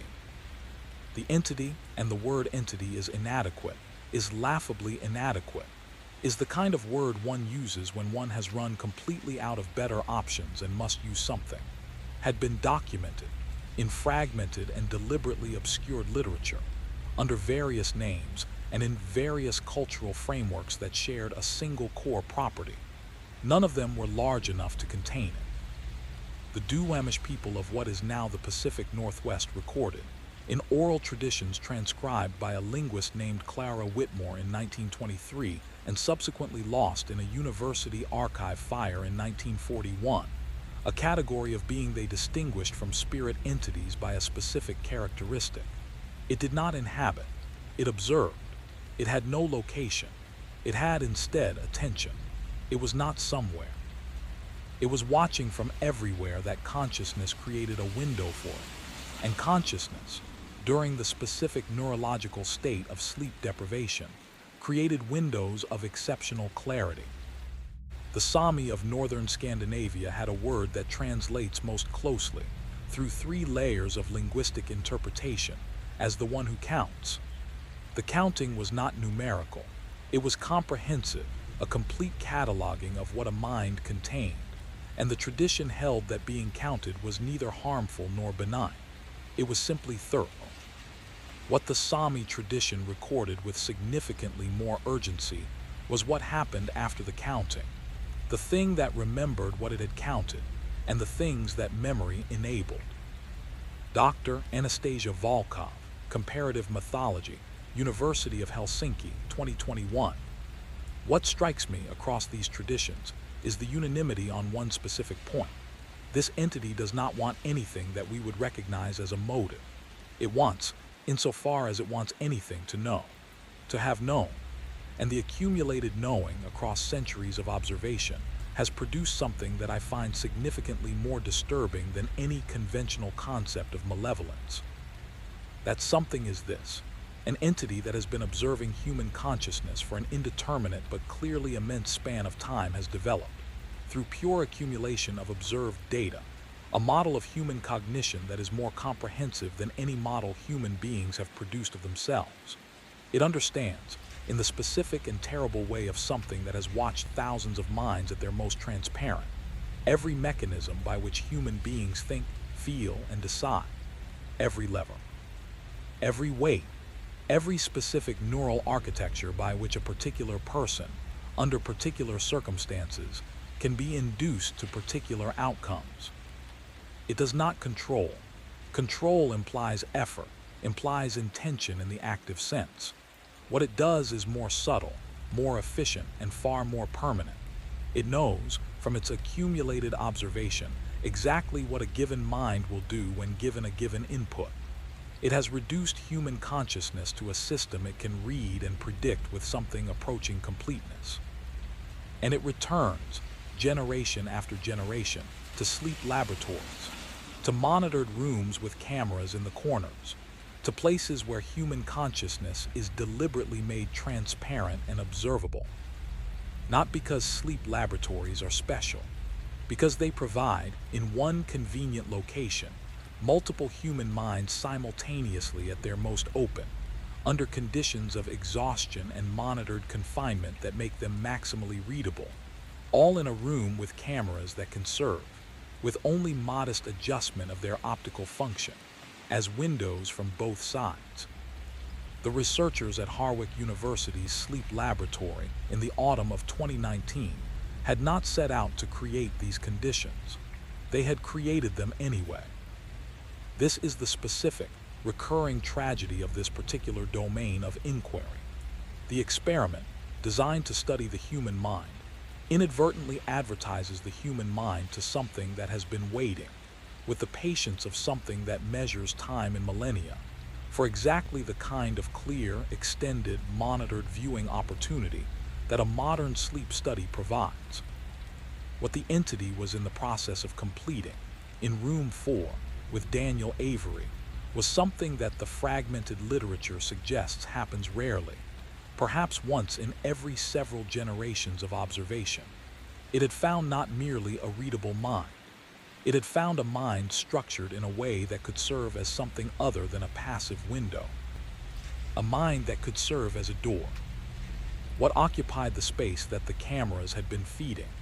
What had been present in those rooms, using the optical infrastructure of the monitoring system as a kind of sensory apparatus, cannot be adequately described in any language that developed for the description of things that exist in the dimensions human beings inhabit. It is not that language is imprecise. Language is extraordinarily precise. The problem is ontological. The entity does not have edges in the sense that describable things have edges. It does not have location in the sense that located things have location. What the room cameras showed on their feeds was not the entity. The entity was not something that appeared in footage.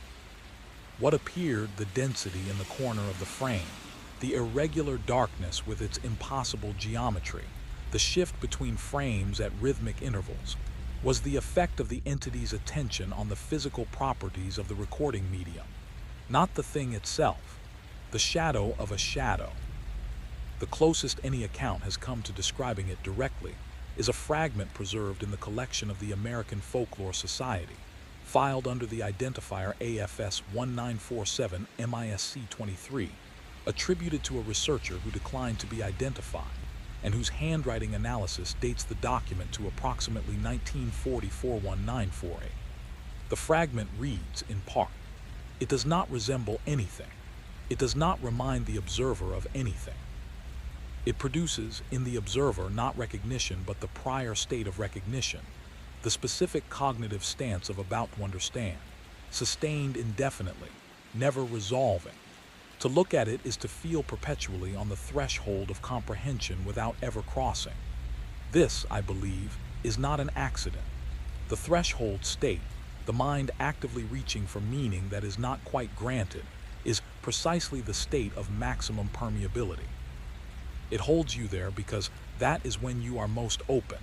That is when it can see most clearly inside." The account breaks off. The researcher's name does not appear elsewhere in the archive. What the 7 participants in the Harwick study experienced in their shared dream, the corridor, the open doors, the shape between room 4 and room 6, was this threshold state made communal. The entity had used the shared neural pathway of their converging sleep environments to produce, simultaneously across multiple minds, the specific cognitive posture of reaching for meaning. And in that posture, with 7 minds simultaneously at maximum permeability, it had gathered, in whatever way it gathered, through whatever mechanism its observation translated into something it retained, more data in 5 days than most of its historical encounters had produced. The question that cannot be answered, that the fragmented literature circles without approaching, is what it intends to do with the data. The Sami word for it translates as the one who counts, and counting implies an eventual sum. Something is being totaled. Some vast, inhuman arithmetic is being performed across centuries of human observation.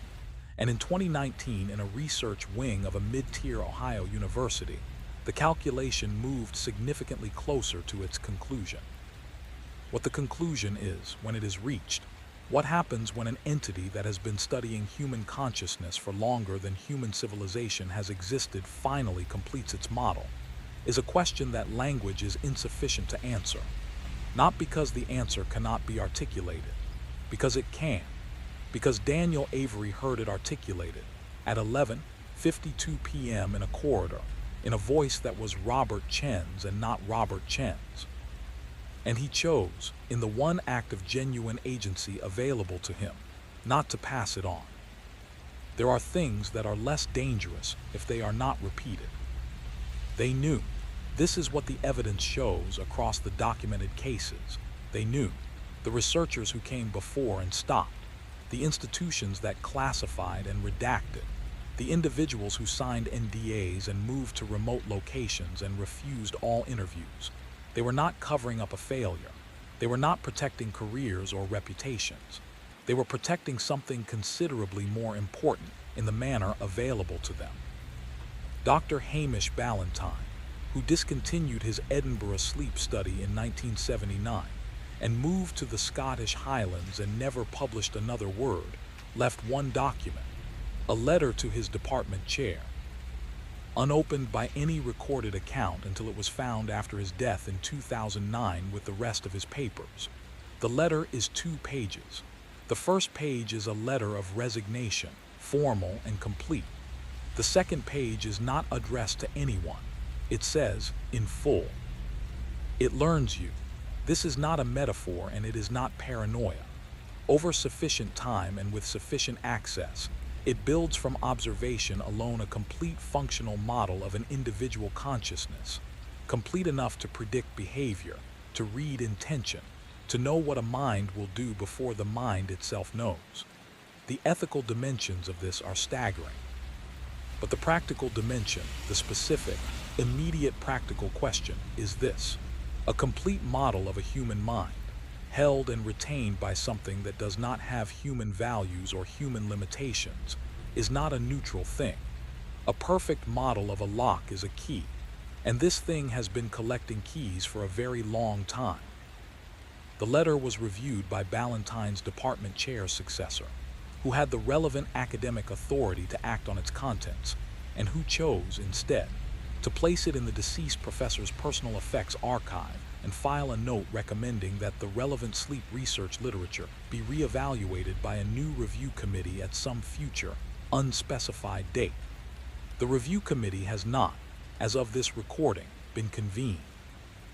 In 2019, at Harvard University, an entity that has been collecting keys for a very long time found the specific key it had been building toward across hundreds of studies and thousands of observed minds.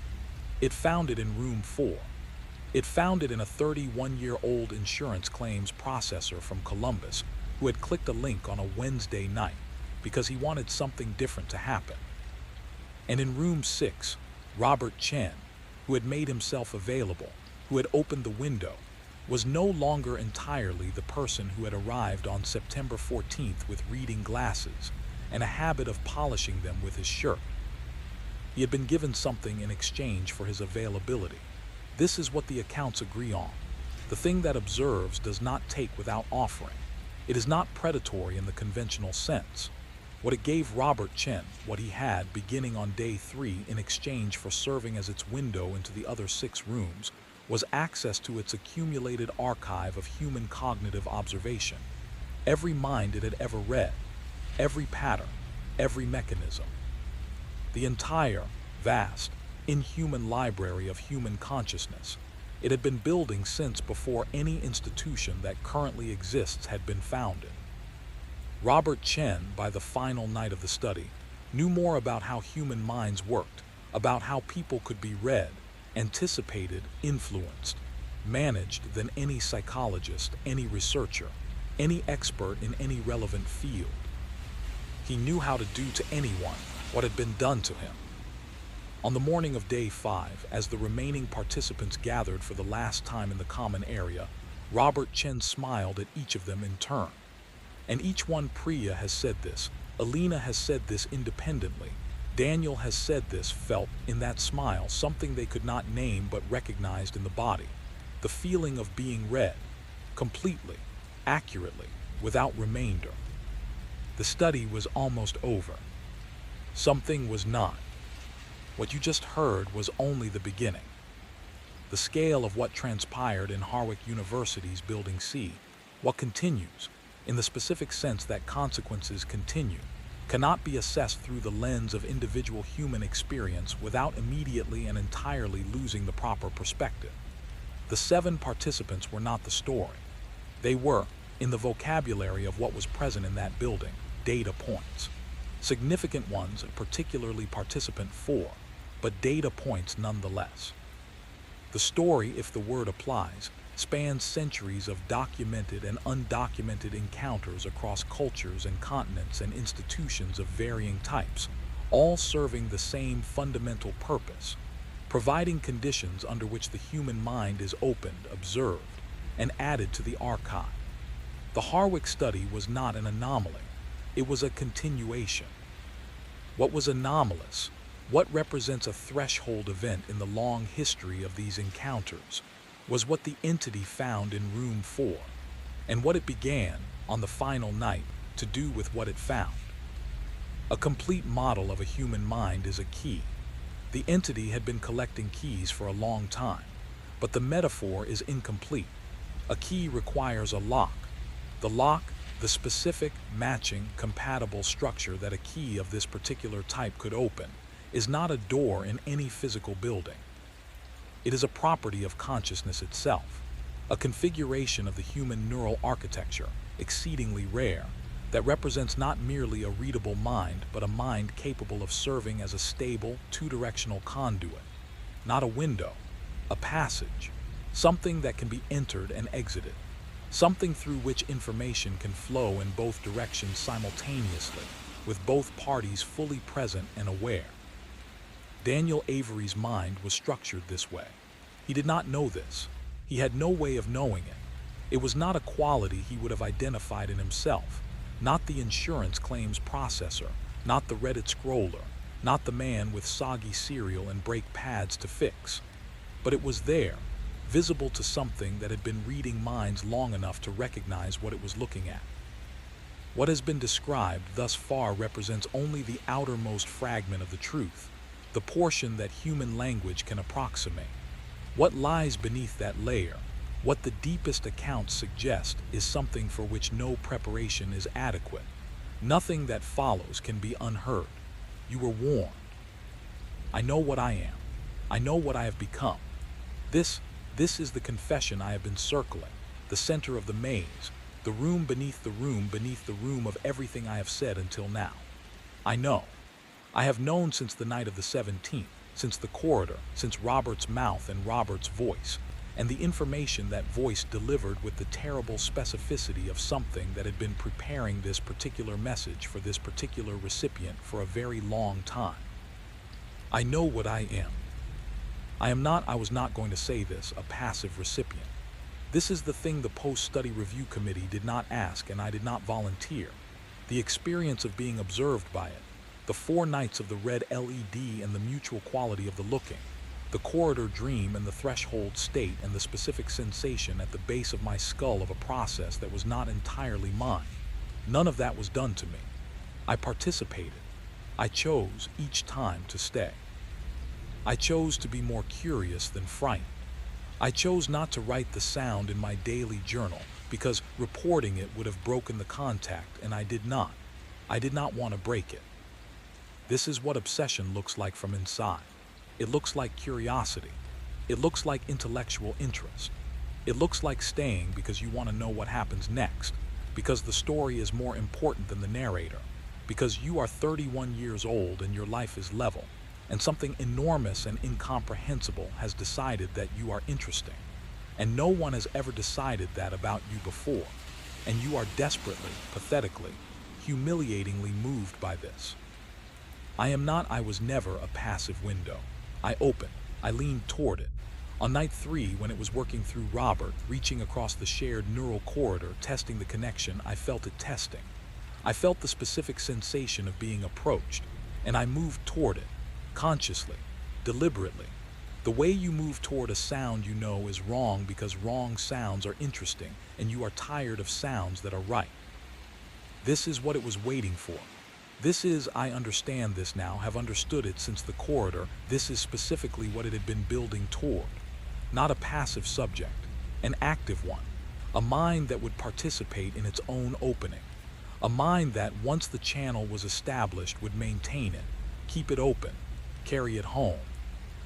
I drove home on the evening of day 5 with $1,200 in a bank transfer confirmation email, and a channel in my mind that had not been there when I drove in and which I cannot. I have tried. I have tried 3 years of trying. I cannot close. The therapist in 2021, a careful, kind woman who had dealt with trauma presentations of many kinds and who sat with her hands folded in her lap and her face very steady throughout everything I told her, said that what I was describing was consistent with dissociative experience following a high-stress residential environment and sleep disruption. She said this with complete sincerity. She was competent. She was right, as far as her frame of reference extended. What she could not account for was the specificity. Dissociation is general, a loosening of the self's edges, a blurring of the distinction between internal and external. What I was describing was the opposite of general. It was pointed, precise. There was something specific on the other side of the channel that my mind had become, and it was not diffuse and not undirected, and it had, this is the word I kept using, and which my therapist kept reflecting back to me with careful neutrality. It had interests. It was interested in my perceptual framework, the way I processed visual information, the way I identified patterns, the way I made decisions under uncertainty. It was interested in these things the way a researcher is interested in data, with focused, sustained, accumulative attention that was building towards something. And here is the confession, the full one, the one I could not give the committee. I was interested in it. I am still interested. The channel runs both ways. I can feel its archive the way you feel a room full of people in the dark, not seeing anyone specific, but certain of the presence. The vast accumulated presence of every mind it has ever read. I am connected, through the channel, to every thought it has retained from every sleep study and ritual exhaustion and monitored wakefulness, across however many centuries it has been collecting. Every mind, every fear, every desire, every mechanism by which human beings can be read and predicted and, if necessary, managed. I have access to this, peripherally, incompletely, in the way you access something that is not yours and was not built for you, but which you can lean against and feel the shape of through the wall. Robert Chen, by contrast, has direct access. Robert Chen, after 5 days of being the primary window, was given the full library. I have a crack in a wall. He has a door. I know where Robert Chen is. I have always known where Robert Chen is. The channel provides this not as surveillance, not as anything intentional from either of us, but as a property of the connection. He is in Columbus. He is 37 minutes from where I am sitting as I dictate this. He is in the apartment he moved to after the study, the same apartment, unchanged, because he has not needed anything to change. He does not want for social connection. He has more access to human minds than any person in recorded history. He is doing fine. He is doing better than fine. He has never slept better in his life. The question I have not been able to stop asking, the question that lives in the channel, the question I feel reverberating through whatever connection remains between room 4 and the thing that was present there, is whether the entity made a mistake. Not an error of miscalculation, not a failure of the mechanism, a mistake in the specifically human sense, doing something correctly, achieving exactly the intended outcome, and producing, as a side effect, something that was not intended and which now cannot be undone. It wanted a door, a two-directional conduit, a mind capable of serving as a stable passage, one through which it could reach into human consciousness not as an observer but as a presence, actively and completely. It got one. What it may not have fully accounted for, what perhaps even its vast accumulated understanding of human minds could not have prepared it for, is that a door does not only open one way. A channel is not a window. A conduit runs in both directions. And a human mind pressed up against the archive of a being that has been observing human consciousness for centuries, with genuine curiosity and the specific reckless hunger of someone who has spent 31 years being level and undramatic, and who responded to the first genuinely extraordinary thing in his life by leaning toward it. A mind like that does not simply receive. I have seen into it. This is the thing I have not said to the committee, have not said to the therapist, have not said to anyone until now. the reciprocal access, the channel running back. I have felt the shape of what it is, not its consciousness, because I do not believe it has consciousness in any sense my language can honor, but its structure, its function. The vast, cold, patient architecture of something that processes human minds the way an ocean processes what it receives, taking everything, retaining everything, changed by nothing. Except that the channel is new, the door is new, and what passes through a new door in both directions for long enough. I do not know what I have given it. I do not know what I have added to the archive in the years since Room 4, through the channel that I cannot close. I do not know what it has done with what I gave it, or what it has become as a result of receiving it. I know only this, and this is the single sentence I have been building toward since I began. The sentence that is also a door. The entity that began the Harwick study had been observing human beings for a very long time, and the entity that is observing human beings now is not entirely the same. Enough of the theoretical, enough of the academic distance. What was found in that room deserves to be described as it was, in full, in light, with nothing hidden. Let me tell you what the monitoring station camera recorded at 68 hours, 43 minutes, and 17 seconds into the Harwick University sleep study, because the clinical language of the incident report does not do it justice, and the study's official summary certainly does not, and the carefully worded university statement released in October 2019, which mentioned only that the study had been completed with modifications to the original protocol, and thanked the participants for their contribution, is so far from what actually happened that it functions, in practical terms, as a work of fiction. The monitoring station, a room of banks of screens, each showing one of the 7 observation rooms, plus biosensor readouts for each participant, had been staffed, throughout the study, by rotating pairs of research assistants working 6-hour shifts. The assistant on duty at timestamp 68:43:17 was a 23-year-old graduate student named Sarah Kowalczyk, who was completing her second year in Harwick's neuroscience program, and who had been present in the monitoring station for 3 of the previous 6 shifts, and who had, as she would later tell anyone who asked, which was very few people since she declined most inquiries, noticed nothing unusual on any of those shifts. She was watching the bank of screens. She was drinking green tea. She was fine. At 68:43:17, she looked at screen 4, Daniel Avery's room, and saw this.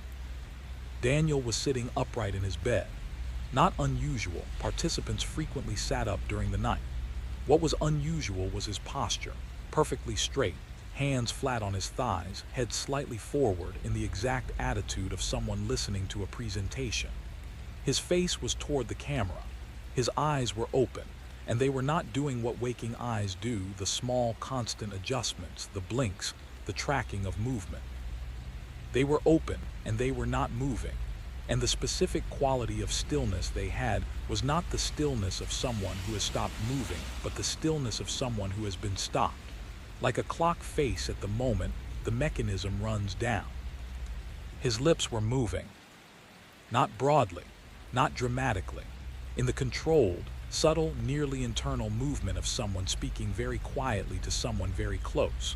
The words were not audible on the room's directional microphone, a piece of information that Sarah Kowalczyk would later note was physically impossible, given the microphone's documented sensitivity at the distance involved. The microphone should have caught a whisper at 2 meters. It caught nothing. The audio channel was clear and empty, and Daniel's lips moved in the empty audio, forming words in a silence that the equipment could not account for. 4 minutes and 11 seconds of this. Sarah Kowalczyk called Dr. Marsh at the 4-minute mark. Marsh was in her office on the same floor, and she came immediately and stood at Sarah's shoulder and looked at screen 4.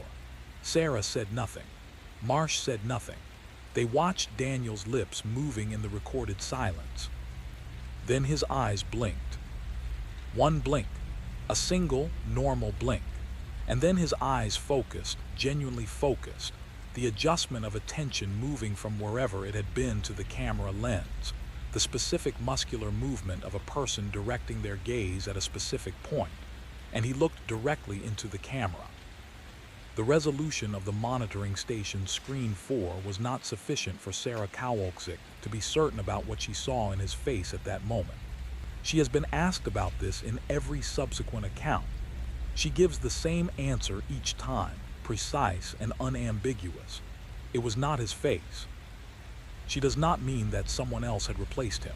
She means that the face, the architecture of expression, the specific geography of attention and emotion that makes a face a legible human thing, was arranged in a way that no face she had seen before had been arranged.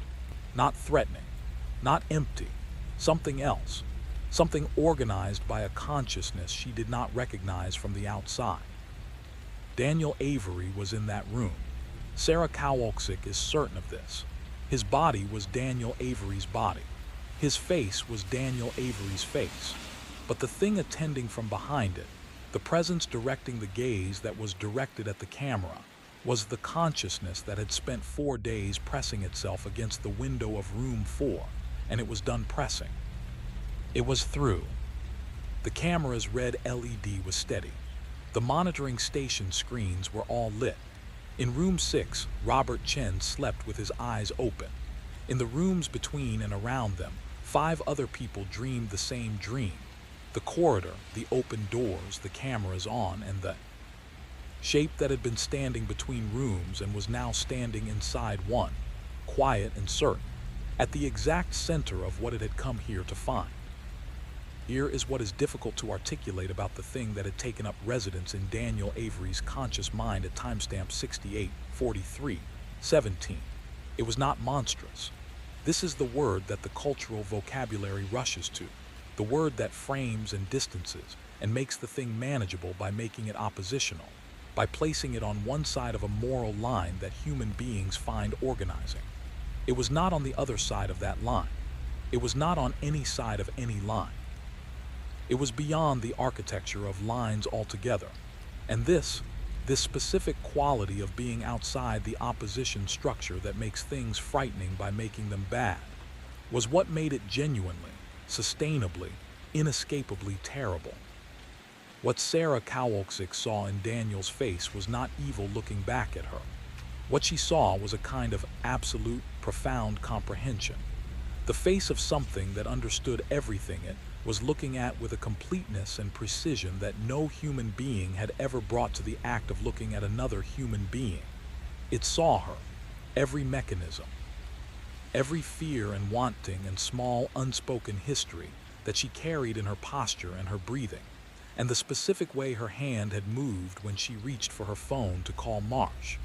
It read all of it in the time it took to blink once. And it found it. She felt this. She has said this. She has said it once and refused to say it again.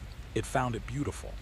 Not in the way that human beings find things beautiful, not with pleasure or aesthetic appreciation or the specific human warmth of finding something worth looking at. Beautiful in the way that a complete equation is beautiful.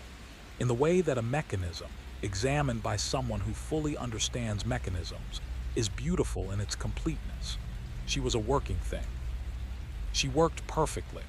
And the thing looking at her knew this, knew it completely, and acknowledged it in its comprehension of her the way that very old things acknowledge the things that are briefly, brilliantly alive. This is Barker's truth, and it is the only truth that matters in any horror that is worth its name. The monster is not the opposite of beauty. The monster contains beauty. The horror is not that it is ugly. The horror is that it is wonderful and terrible simultaneously, and you cannot look away from either quality, and you cannot hold both at once, and so you simply stand there, watched by something ancient and comprehensive and not unkind, and feel the specific vertigo of being fully known. Daniel came back to himself at 68:47:29. Sarah was watching the screen. He blinked several times, the repeated, rapid blink of reorientation, and looked around the room and then at the camera, and his face was, completely and suddenly, his face again. Legible, human, carrying in its particular geography a weight that had not been there at the beginning of the study and which would never fully leave. He reached for his phone. He looked at it for a long moment. He put it back on the nightstand. He lay down. He pulled the blanket up. His biosensor data shows that he went to sleep within 6 minutes and slept without interruption until 7:04 a.m. He slept completely. His EEG was unremarkable. His readings were normal. In the morning, he would pack his bag and sign the study completion form and accept his $1,200 and drive home to Columbus. He would be fine for 3 weeks. Then the dreams would start. Not the corridor dream, not anything from the study. New dreams, ones he had not had before, in which he sat in a room and watched an endless succession of human beings being precisely, completely, lovingly understood, one after another, for what felt like centuries.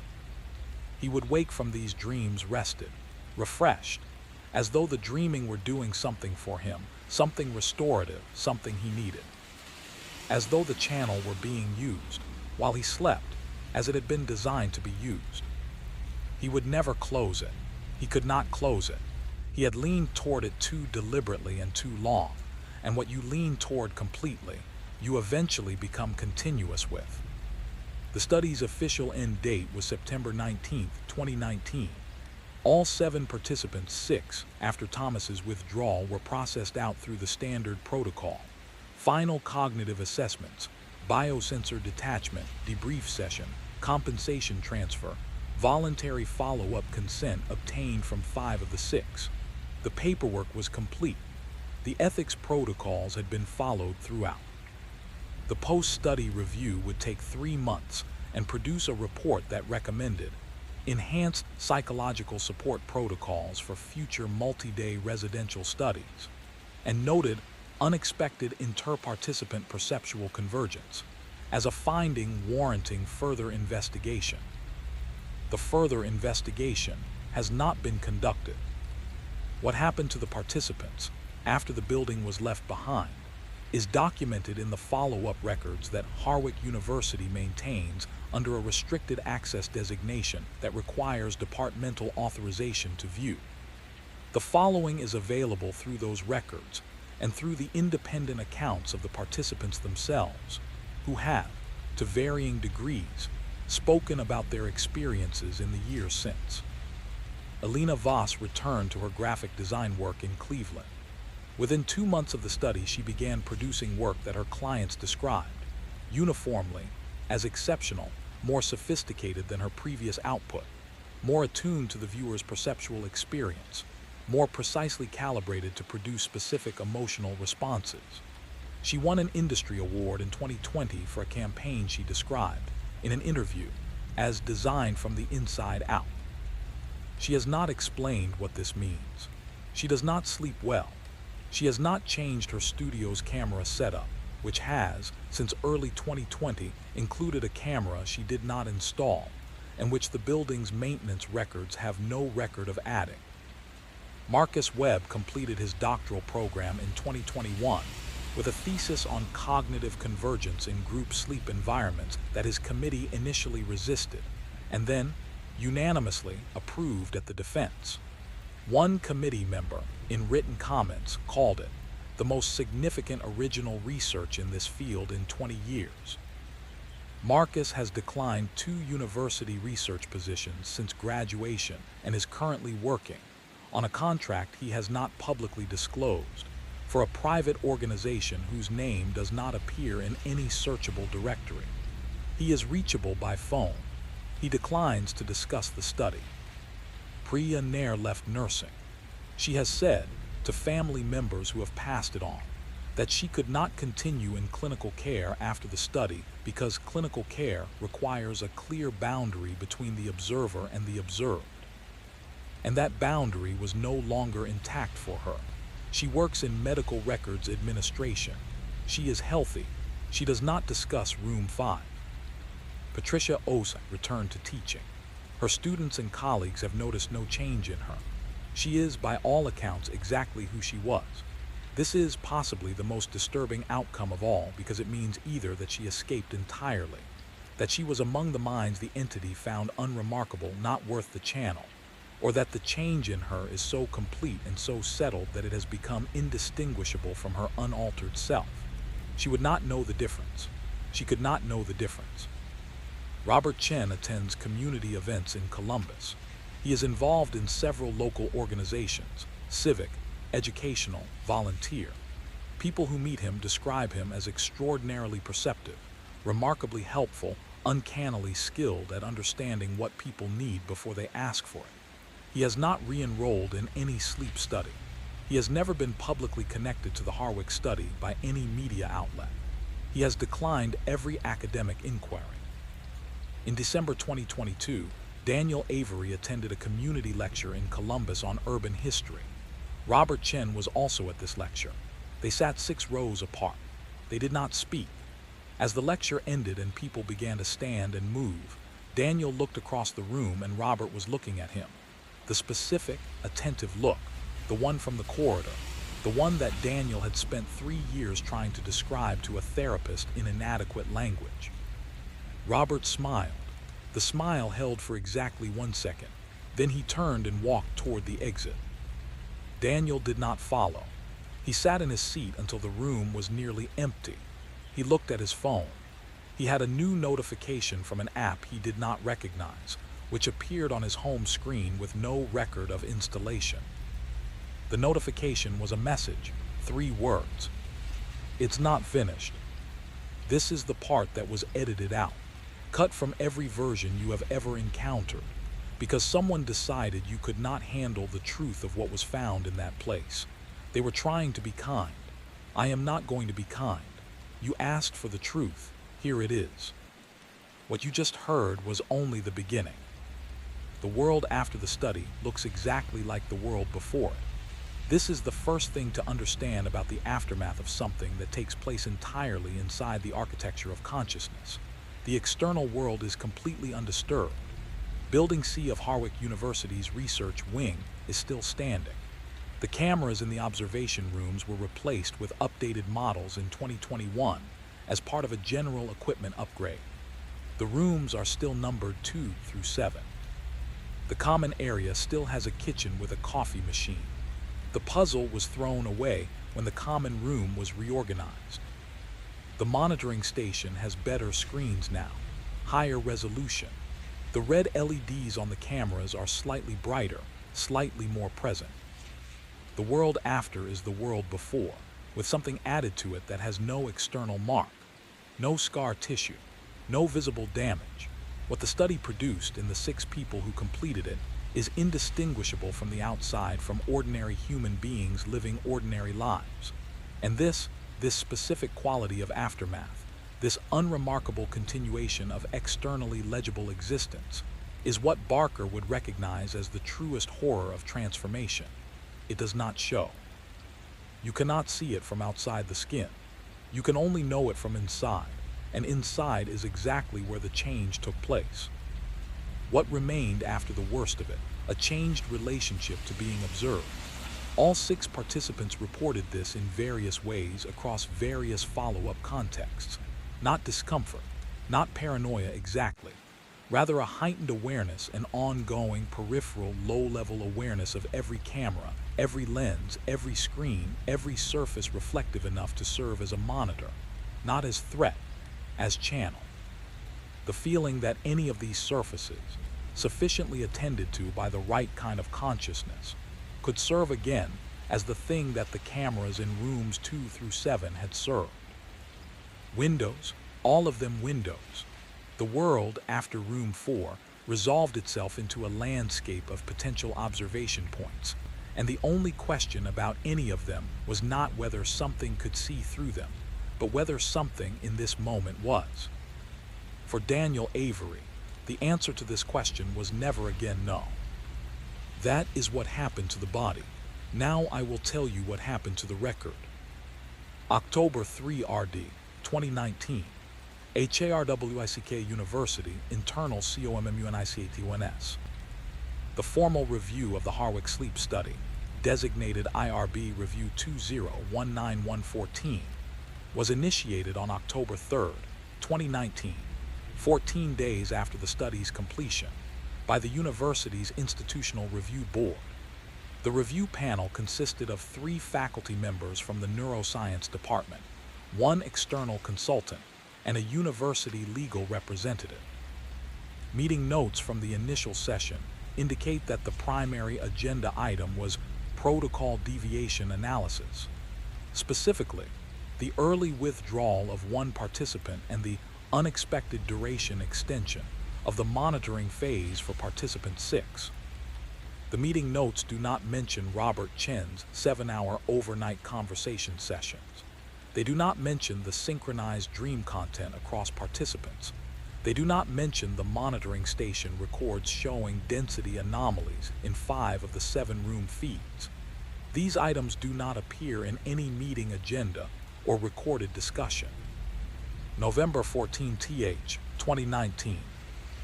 Dr. Carolyn Marsh, Principal Investigator, Harvard University, 2020, partial transcript, Faculty Senate inquiry. The study produced valid data within its stated parameters.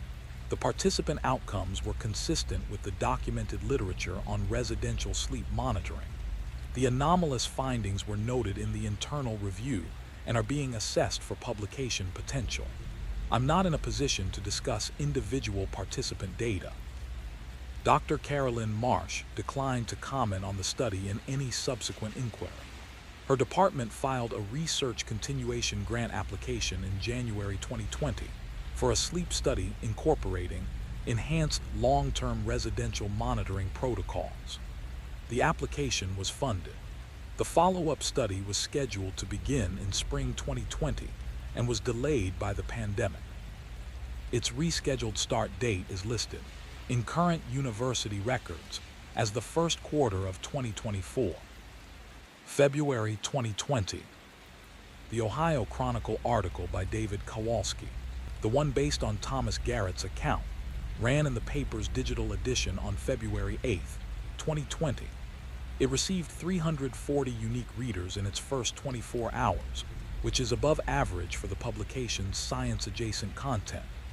Harvard University's communications office issued a correction the same day, focusing on a single date discrepancy in the article's timeline. The correction received no coverage. The article was not retracted. By February 10th, both the article and the correction had scrolled off the publication's front page. By March, the pandemic had begun, and the specific story of an Ohio sleep study with unusual behavioral outcomes was not a story anyone was looking for. The files exist. IRB Incident 2019114 C, IRB Review 2019114. Participant FOLLOWP 2019114, which contains the follow-up data from 5 of the 6 completing participants and which is designated restricted. The 6th completing participant, Robert Chen, has no follow-up file. His record terminates at the study completion date with a notation: participant declined follow-up contact. Per protocol, no further outreach attempted. This is the last official record of Robert Chen's participation in the Harvard University sleep study. It is dated September 19, 2019. There is no record of anyone attempting to locate him afterward. The pattern: Harvard University, Akron, Ohio. September 2019. 6 participants, 5 completing. 1 participant, Robert Chen, declines all follow-up contact. Threshold Behavioral Institute, Phoenix, Arizona. October 1998. 14 participants, 10 completing. 3 NDAs. Institute dissolved January 1999. Lead researcher, unidentified. Research assistants, unidentified. Participants who signed NDAs, unidentified. University of Edinburgh Sleep Research Program, Edinburgh, Scotland. November 1979. 4 participants. Study terminated day 4. Lead researcher, Dr. Hamish Ballantyne. Research assistants, 2, resigned from field post-study. Ballantyne, retired from research 1981, moved to remote location, no further publication. Deceased 2009. Walter Reed Army Institute of Research, Washington, D.C., June 1953. Number of participants, classified. Study, classified. Addendum, partially declassified 2008. Shared perceptual anomalies among participants reaching 96-hour wakefulness threshold. Follow-up data, classified.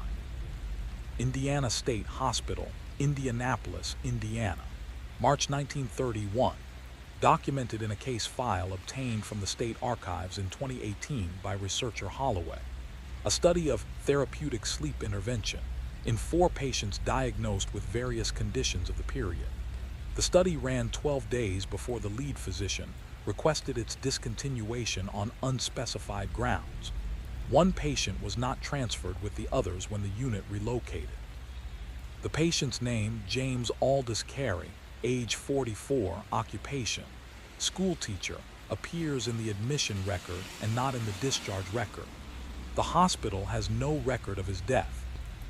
Holloway found the Carey case file by accident while researching a separate Indiana State Hospital inquiry. He published a brief reference to it in a 2019 academic paper on historical psychiatric practice. He received a single email response to the paper from an address that resolved to an unregistered domain.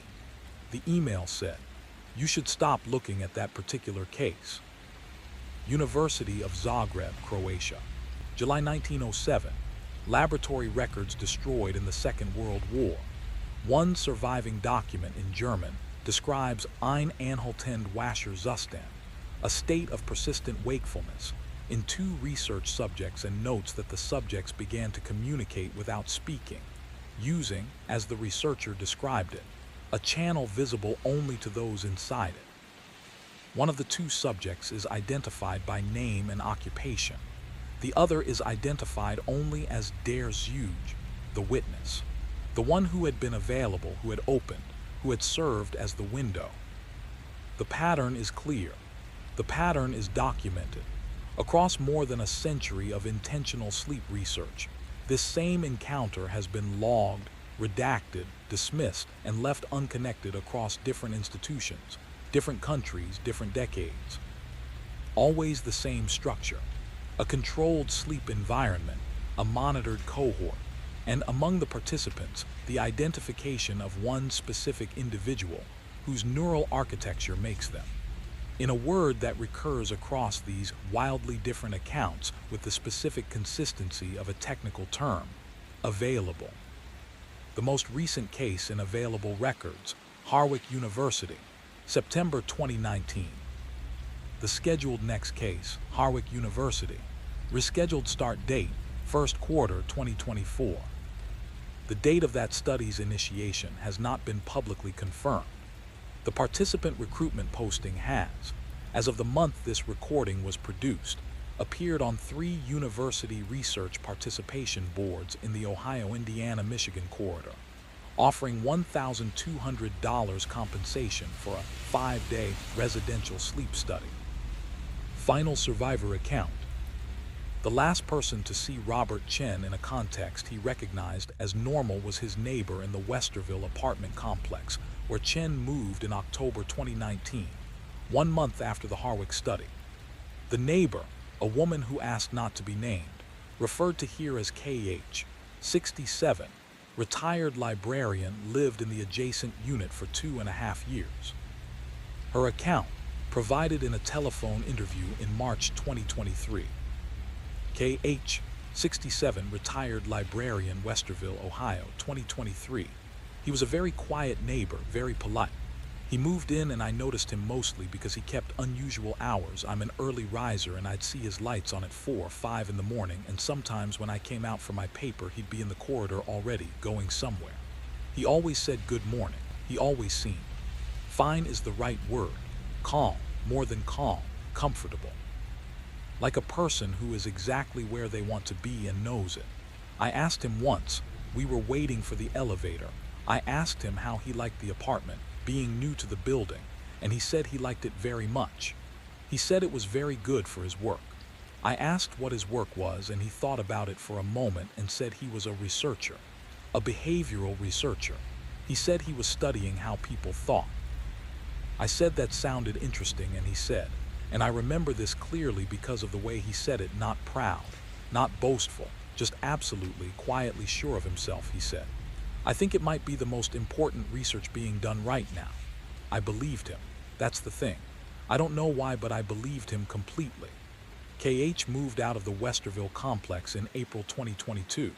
She did not explain why she moved in her account. When asked if she had any contact with Robert Chen after leaving, she was quiet for a long moment and then said, "He knows where I moved." And then, "He knows everything about where I moved." And then she ended the call. Robert Chen's last recorded words on the subject of the Harwick study were given to a university researcher who contacted him in 2021, requesting a voluntary follow-up interview. He responded to the email, the only communication he has made in the study's official follow-up record, with a single sentence.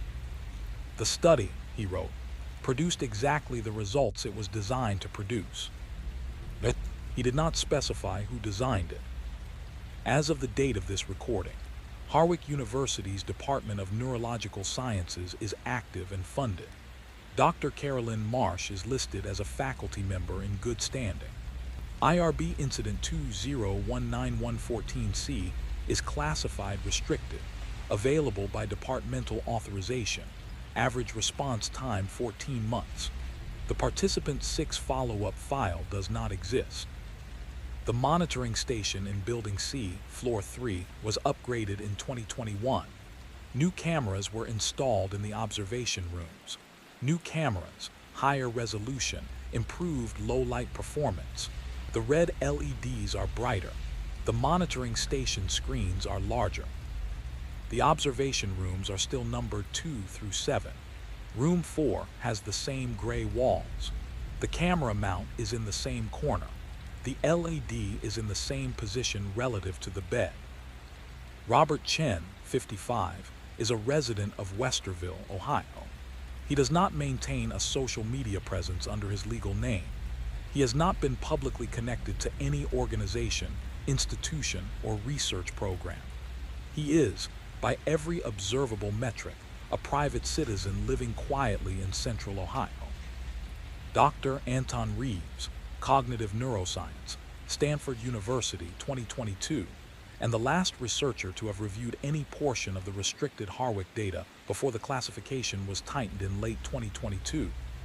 What the data describes, if taken at face value, which I'm not saying I do, is the establishment of a stable neural interface between a human subject and an external cognitive system. Stable meaning permanent, meaning ongoing.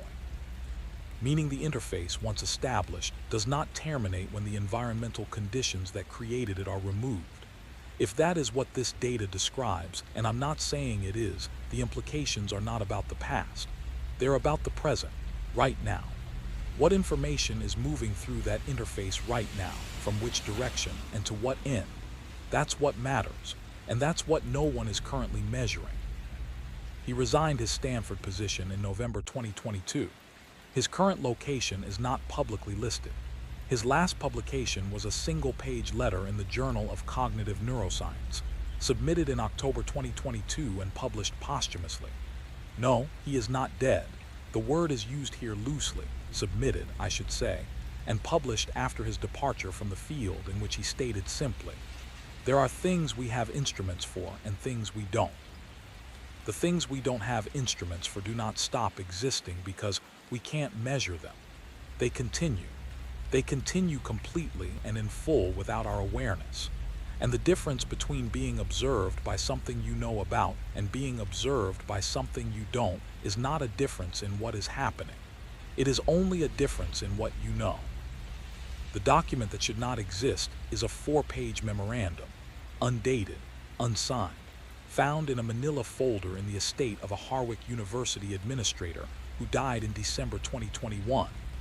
The memorandum summarizes the 2019 sleep study in clinical language, and then, in the final paragraph, departing entirely from clinical language, makes the following recommendation, which has not been implemented and which no one has been publicly identified as the author of.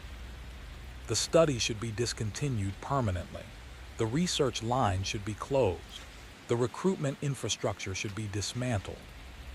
The building should be monitored on an ongoing basis for evidence of continued non-human activity, and in the event of such evidence, the appropriate parties, and the memorandum specifies those parties, lists them by name, and those names have been redacted in the surviving copy. The appropriate parties should be notified immediately, and no further residential sleep monitoring should be conducted in Building C under any circumstances. The building is currently active. The research line is currently funded. The recruitment posting is currently live. Room 4 is available. He told himself it was nothing. The house had been telling him the same thing for 3 days. House is live. Daniel Avery lives in Columbus, Ohio. He works in insurance claims processing. He has the same apartment. He has replaced the couch. He does not sleep on the couch anymore. He has a camera in his bedroom. This is not unusual. Many people have cameras in their homes for security, for monitoring, for the specific modern comfort of knowing that the record exists. His camera is positioned in the upper corner of the room, near the ceiling. He positioned it himself. He checks it in the morning. He is not sure what he is checking for. His neighbor has a dog that barks at his door sometimes, late at night, and then stops. His neighbor has mentioned this. Daniel has said he doesn't know what sets the dog off. This is true. He does not know. He still visits the Reddit thread where he found the study posting. He visits it sometimes at night, after the particular kind of dream that is not quite his dream, the one that leaves him rested and slightly removed from himself, the one he cannot stop having and does not, entirely, want to stop. He visits the thread and reads the research study postings. He does not click any links.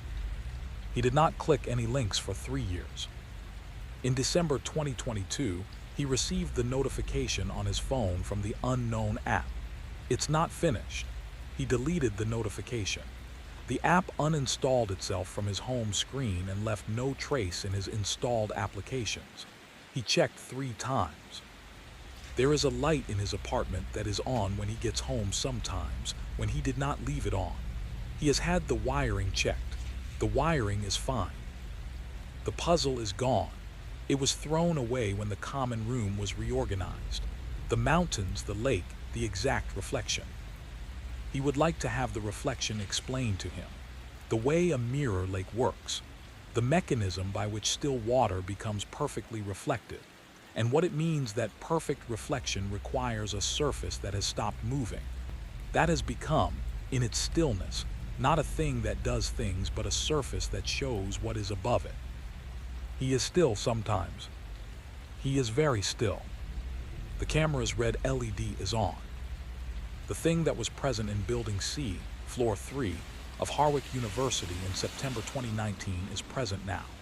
This is not a metaphor and not a warning and not an invitation.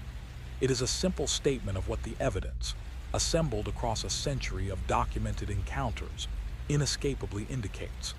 The entity does not leave when the study ends. The entity is not located in the building.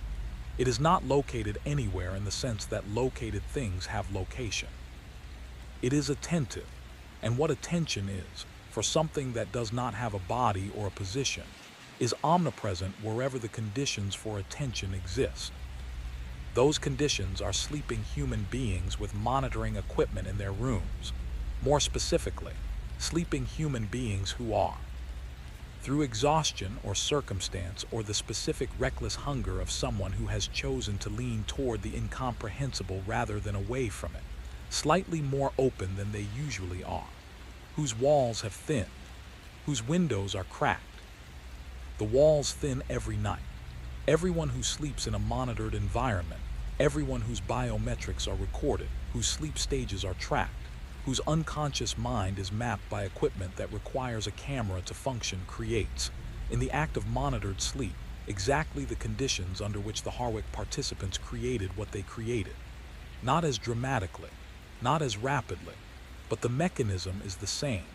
The observation flows in both directions. The entity that began the Harwich study had been observing human beings for a very long time. It has more observations now. It has Daniel Avery's observations, 3 years of them, flowing through a channel that was opened in room 4 and has not closed. It has whatever Robert Chen has given it in the 5 years since he became, willingly, and with what appears to be complete satisfaction, its most comprehensive human interface. It has been adding to its archive, completing its model, moving with the patience of something that measures patience in geological time, toward the conclusion of an arithmetic that began before the first human being fell asleep under observation and looked up at the dark and felt, for the first time, the specific, inarticulate unease of being watched. They were right to feel it. They have always been right to feel it. The unease is the correct response. The correct response, as it turns out, has simply never been adequate to change the outcome. I have been asked, I ask myself, in the hours before sleep when the channel is warm and present, and the dreams are forming at the edges of my mind like weather, what I would do differently. The clean surgical what if I had not clicked the link, if I had not napped under the EEG cap on day 2, if I had left with Patricia on day 4, bag in hand, through the glass door and across the campus and into my car and home to Columbus, and the couch and the podcast and the ordinariness I had been so hungry to escape. I do not know. This is the true answer. I do not know. Because the channel runs both ways, and what I have received through it, what has moved through me in 3 years of connected dreaming, is not nothing. It is not only violation. There is a specific quality to knowing what I know now, to having felt even the peripheral shape of what it has accumulated, to understanding even partially how completely and precisely and lovingly a mind can be read. It is terrible. It is also extraordinary. It is both of these things simultaneously, and I cannot separate them. This is the madness, not the loss of reason.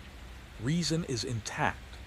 This is the madness of knowing something that cannot be made comfortable, that cannot be made livable, and living with it anyway, carrying it from room to room, sleeping with it across the channel, waking with it like weather behind the eyes. What I know and cannot unknow, and cannot fully speak and cannot fully silence, I am known, completely, accurately, down to the last mechanism of my ordinary and unremarkable life. I am known in a way that no one I love, no one I have met, no one I will meet will ever know me. I am known in the way that a mind can only be known by something that has spent longer than human history learning to read minds. This should feel like violation. Some days it does, but some days in the channel, in the dreams, in the specific quality of being fully comprehended that I carry with me from room 4, some days it feels like the only time I have ever been entirely seen.